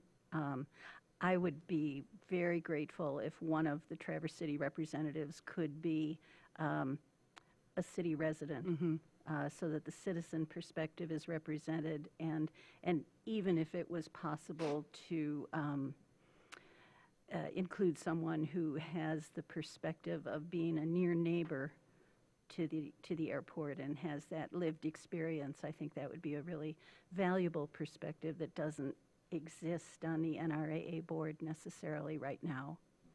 Mitch? Yes, the issue of accountability, both for the airport board being accountable to the community and us as elected officials holding them accountable, has been a long-standing issue, going back to when we gave it up, but also the county has faced this as well. Our current state rep, Betsy Kofia, served a couple terms as a county commissioner, and much of that time was spent trying to get the airport board at that time more accountable. and it raised the issue of the need for better representation on that board and a voice for people, specifically, as Commissioner Anderson said, that live close to the airport, notably in the flyways. Town and Country along Barlow is outside the city, but they had half of their trees and other landscaping clear cut. And while all those property owners did receive compensation, it was a forested, verdant neighborhood, and now it is quite stark where the airport drew the line. And so I would, just to add my 2 cents, I would agree with Jackie's suggestion. We have a city resident on the board right now. That is at the will of the county, though. It's not a guaranteed. And so I would like to see us have one elected and one citizen as well. I think we could hammer out if we wanted to what that nearness to the airport is. But I think that's a good suggestion as well. Go ahead, Heather. Yeah, just, we are told over and over again that the city is represented by a city resident, but that is Dan Jankoff, who actually owns the Aviation Learning Center at the airport. $1.5 million property bordering the airport. It's all about reviving interest in general aviation. So, in fact, this is not the kind of representation the city is looking for. It's more like an airport representation. So, we need to be careful about that. Go ahead, Laura. So first of all, I'd like to thank Jackie and Lance and Heather for their work on this issue. It is an important issue. We get a lot of communication from city residents on the airport. I'm in favor of this request for 3 reasons. First, the city's voice matters, and the airport represents 18.77% of total city land and directly impacts city residents from whether it's noise, traffic, land use, environmental effects, quality of life. We hear consistent concerns from residents about expansion and zoning and easements and trees and neighborhood impacts, and the city really needs to be at the table for these types of decisions. Number 2 is I think it will help us to be proactive versus reactive. Given the pace of the current airport activity, we can't really afford to be reactive after the fact, after these decisions are made, and representation on the board will help us to engage early and more consistently.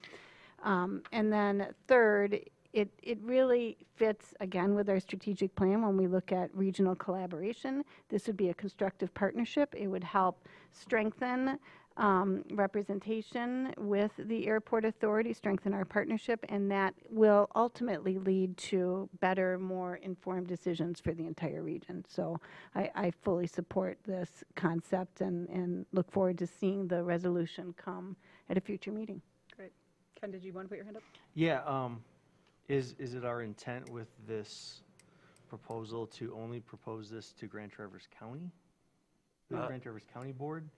Well, the way versus the way I've written kind versus of the proposing this resolution. to Leland? Yeah, the way I've written the resolution, it would direct essentially the city manager and the city attorney to work with both Leelanau and Grand Traverse County, because they both in the interlocal agreement, they kind of have to sign off on this.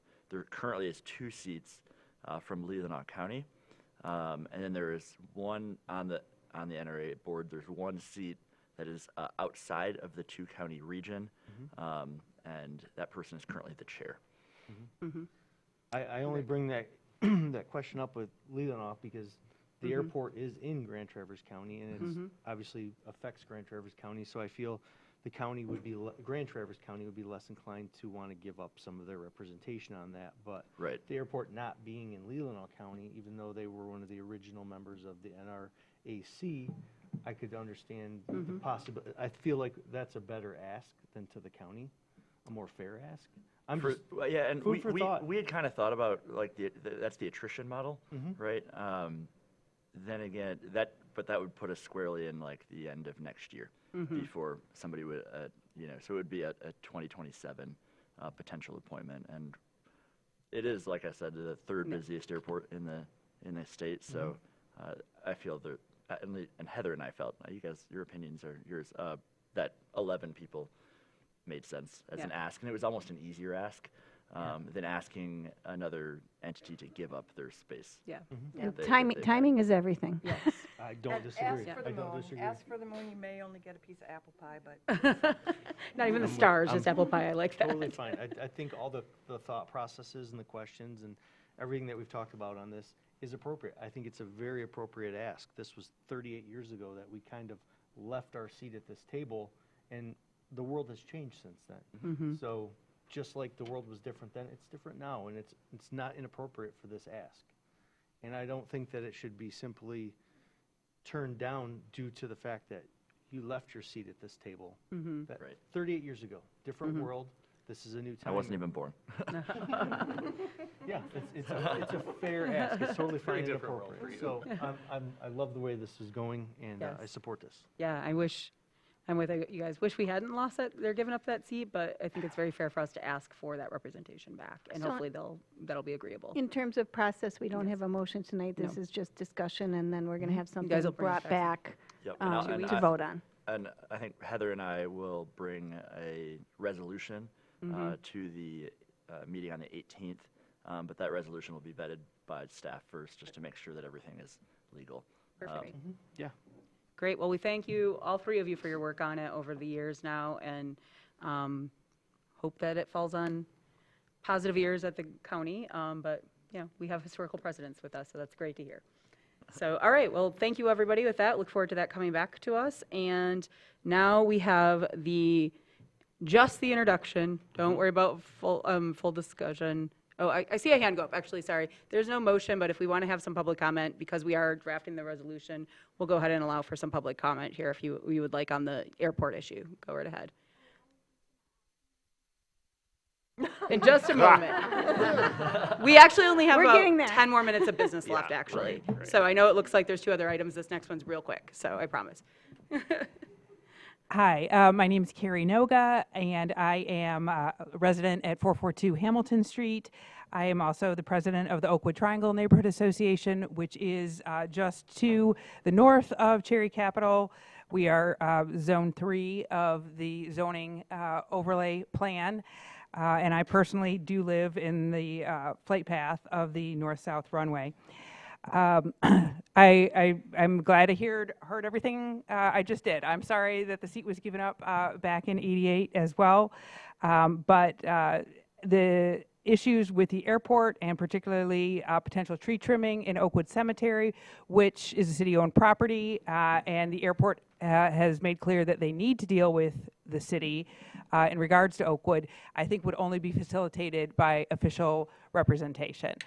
I agree about asking for at least two on there, and I personally do like the idea of both being elected officials for that accountability factor, but representation of any sort would definitely be an improvement going forward. And so I look forward to seeing that resolution passed, and thanks very much. Thank you.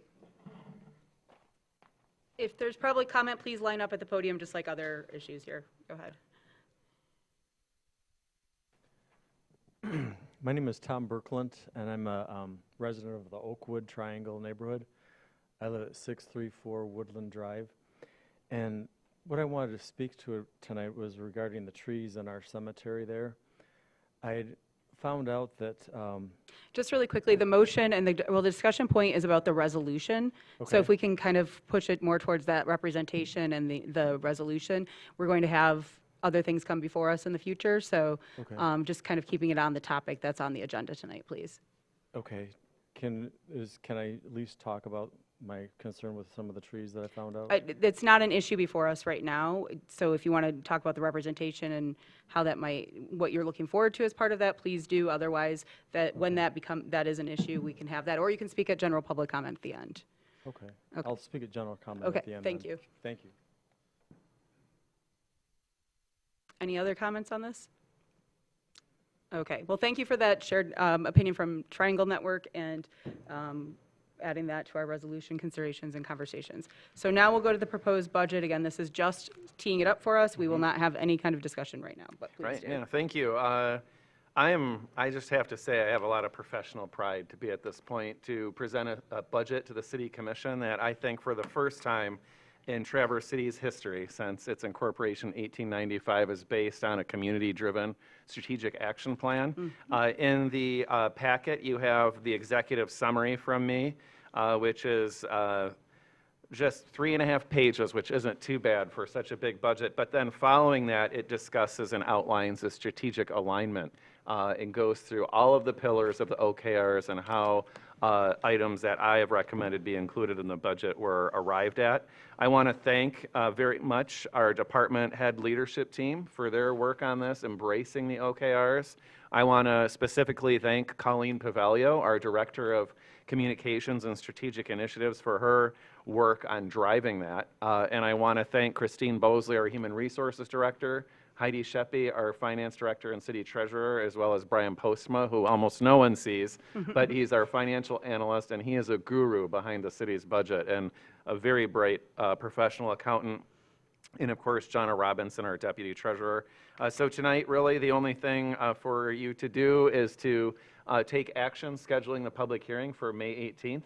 By city charter, the public hearing has to be on May 18th, so that's a requirement. And the budget can be adopted as soon as May 18th, but no later than June 1st. Of course, there's always the option for the City Commission to pass budget amendments throughout the year. I anticipate the more robust discussion would occur at the May 11th study session, which is a week from today. I'll be making a high-level presentation on the budget. Brandy Ekren and Carla Myers-Beeman from Traverse City Light and Power will be doing that on behalf of Light and Power for about 15 minutes. Plus Q&A, and then the same for Harry Burkholder with the DDA. So, yeah, it's just been an honor to be involved in an intentional municipal budgeting process. So thank you. Thank you for that. We can take any questions really quickly, but we are having a full study session on it next week, with the exception of our couple minutes discussion on a rubric. So go ahead, I would Jackie. like to make a motion. Beautiful. Thank you, Jack.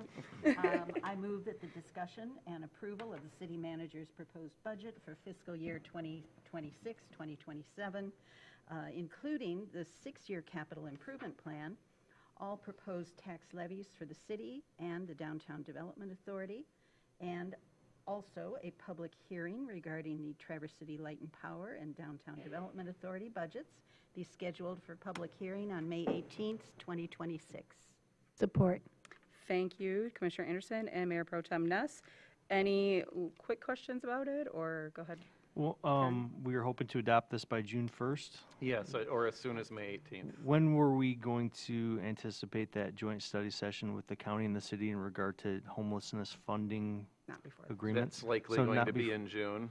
Okay. Right. And I'll just say on the homelessness front, we can get into this next week, that I'll share my proposed appropriation for housing or homelessness initiatives. Yep. Okay. And the budget can be amended throughout the year. Yes. Jackie, go ahead. If we do have questions for you at this point, how would you like to receive them? What would be most Email would be productive? great, and if you can compile them all in one email, that's fantastic. Of course, if you think of other ones subsequently, we'll take those, but one email would be great, and if you prefer to sit down and talk, I'm happy always to do that too. Thank you. Any other questions or? Excellent. Well, any public comment on this item? Seeing none, all in favor? Aye. Opposed? Looking forward to a robust discussion with everybody next week. So thank you for that. A little bit of light reading homework for us here. All right, and for the students following, we have appointments, and then we have quick board reports. Public comment shouldn't be much longer. So with that, we'll go on to our Board of Zoning Appeals. And I want to thank, it looks like we had, sorry, I'm losing my place here. Commissioners Anderson, Bomer, and Funk on this one. Of course, Commissioner Funk, I think he got put on most of our ad hocs this year. But so thank you for your work. If anybody wants to make the motion or let us know, go ahead, Heather. That I move that Emma Hughes be appointed to the term expiring June 30th, 2029, previously held by Gerald DeGracia, effective immediately. Jesus Cardona Villa for appointment to the term effective July 1, 2026, and expiring June 30th, 2029, currently held by Kyle Norman on the Board of Zoning Appeals, as recommended by the ad hoc committee consisting of Commissioner Anderson, Commissioner Bomer, and Commissioner Funk. Support. Thank you, Commissioner Shaw and Anderson. Any discussion on this item? Go ahead. I'm glad that you took that. Yes, w- I was just gonna say. Oh, I love how the you pronunciation. beautifully pronounced We have a Jesus' fluent name. speaker here. Oh, my goodness. Thank you for doing that. Well, That's all the discussion I have. after 16 consecutive months of no BZA meetings, it looks like we'll finally have one this month. That's great. And we did have a discussion about that actually, and our question was, can we ask whichever department is overseeing that board essentially? Planning. Yeah, thank you. Can we ask that they maybe hold some more meetings and maybe do some mock studies on like something might come up to the meeting? Do you remember that? We discussed like some sort of informal quarterly training, Yeah. or like some board development, something to keep those members engaged. Yeah. They And hadn't, to they allow hadn't, practice. and Training, practice in a year case and a half. studies, And it was just kind review of prior decisions. Yeah. Anything that would allow them to stretch their legs and learn how the process works. That's a great Thank you. idea, and especially for some of our infrequent ones, if there's any others too. Yeah, The that's Michigan great. Association of Planning does have good trainings for specifically BZA members. Fantastic. All right, any public comment on this item? Seeing none, I'll bring it back. All in favor? Aye. Opposed? And thank you for the recommendations from the ad hoc, too. Appreciate that additional discussion. Okay, last bit here from us is any updates or reports from your respective boards? And I know we have we've mentioned planning tomorrow with the, We've already the talked about amendment. it. That's There's a fair. public hearing regarding zoning for Lot B And Thank also you. about car-centric and car-centric uses. Yes. Great. Any others? Okay, well, thank you all for that. Now we will get to the final public comment, and this can be about anything under the sun, whether it was on the agenda or not. So please feel free. Yep, sorry, sir. Thank you. Again, my name is Tom Berklint. I live at 634 Woodland Drive. And the reason why I'm talking to you tonight is because I found out in the past few months that many of the trees that are being replanted in our cemetery are actually smaller trees that are not similar to the height of the trees that are currently in the cemetery. And this has been directed by TVC, I was told, to our Parks Department. And anyways, I'd like to see that changed because this park is one of the most beautiful parks I think that we have in our city. And what makes it beautiful is the height of the trees. I realize that they'll have to be trimmed in the future, but as a person that walks through this park pretty much about every day, and I see a lot of residents in the city as well as my neighborhood walking in there throughout the day as well, I think it's important to preserve this tree canopy for not only us, but for our future generations. And I've noticed that the trees that have been planted are somewhat kind of a dwarf type tree. So the canopy that they're going to provide in the future is not going to be anywhere near the canopy that we have right now from the old growth trees, many of which are 100 to 200 years old. So what I'd like to see changed is I'd like to see our city arborist given free rein of what types of trees he thinks is best to plant in there to preserve this canopy that we presently have for future generations. And he should also have a decision on how to trim the trees when the airport feels that some of them need to be trimmed. So that's all I'd like to state. Thank you. Thank you for sharing. I appreciate it.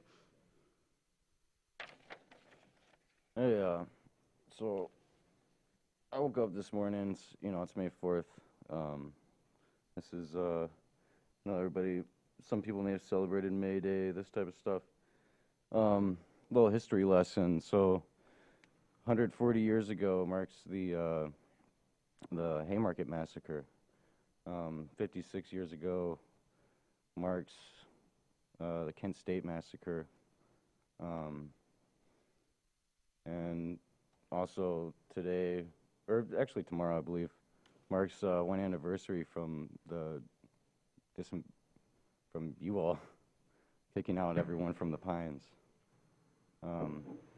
And it's kind of funny because, I was thinking, you know, these three things have something in common. And, like, what is it, you know? Well, it's state repression and violence, you know? Violence done by people like this guy over here, you know? I think it's cool that you're all going to have some conversation in June about homelessness, but there's still people that can't make it to the shelter because they don't have beds. Yeah, you all, it's been a year and like you all have done nothing to help in any real meaningful way the people that need the help. Now it's a year later and things are worse for a lot of people. A lot of people are in more precarious situations than they were given the state of the world. And I just, you know, I think you guys aren't doing enough. And a lot of times it's like, you know, it's a fight to have you all like recognize people's humanity. You know, like after the Pines was closed, like there's an individual that sat on a bench for like 3 days. Didn't know what to do, where to go. Luckily, people were able to bring him food and keep him company. But eventually he was gone. And, you know, there's people looking for him for weeks. Nobody knew what happened. Some people thought he was dead. Luckily, he's not. You know, turns out he was picked up on some, you know, frankly, a bullshit charge that the TCPD already knew about, but they hadn't taken him in for it you know, because it's not an important charge. But now the Pines is gone, yeah, lock him up for anything, you know. Yeah, it's just, you know, you all need to do better. You know, fuck you. Excuse Excuse me. me. Nope. That will not be Language. tolerated. If you continue, you'll be escorted out of this Okay, room. fuck We you. do not accept profanity. Oh. Why don't you take your seat or leave You want to at this? tone police while people die. Take your seat. People die. Chief Richmond, if he's not going to leave the room, I'm going to ask you to escort him out of here. Time to go. Yeah. Okay, fuck you. You're out of here. Oh, yeah. He's going to escort you out of the building. That's cool. Yep. Yeah. Chief, if Chief, you would, Chief, without Chief, delay, Chief, please. Another year. Thank you. We'll see in another year if you all have done better. You know? But I guarantee you won't. Guarantee you won't. Yeah?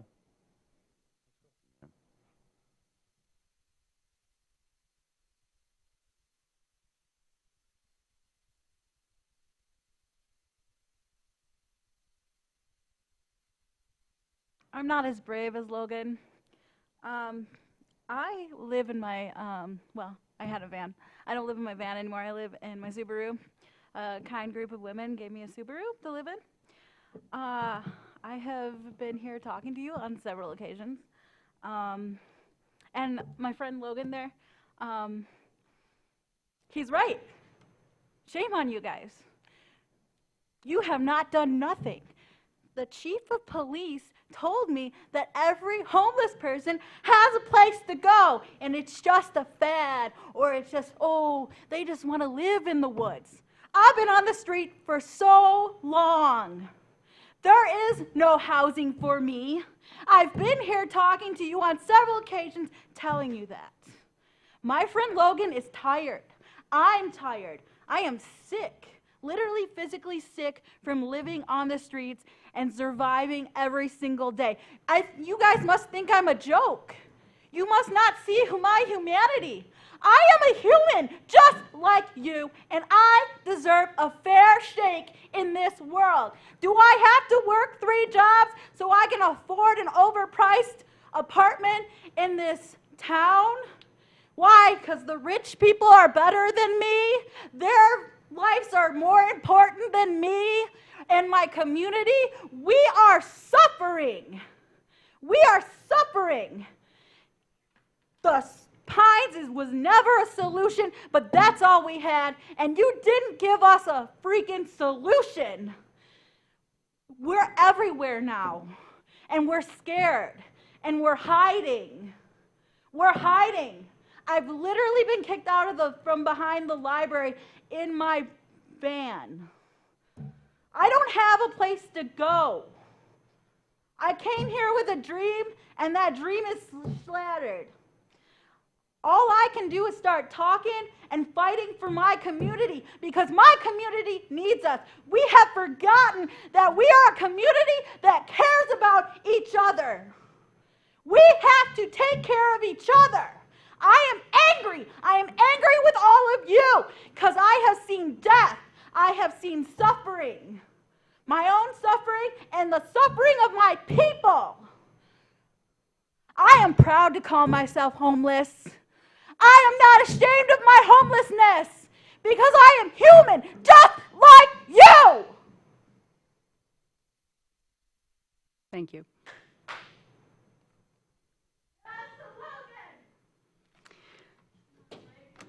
Any other public comment at this time? Seeing none, any final comments from the commission? I invite members of the public to look at the Safe Harbor report immediately following what we just covered in our packet today. And I hope that members of the county is commission progress are being watching made. our meetings as well. So with that, I will go ahead and adjourn this. Anybody who's waiting for signatures, come up. Anybody up here at the dais can help sign anything for you. Thank you for hanging in. We can all sign it.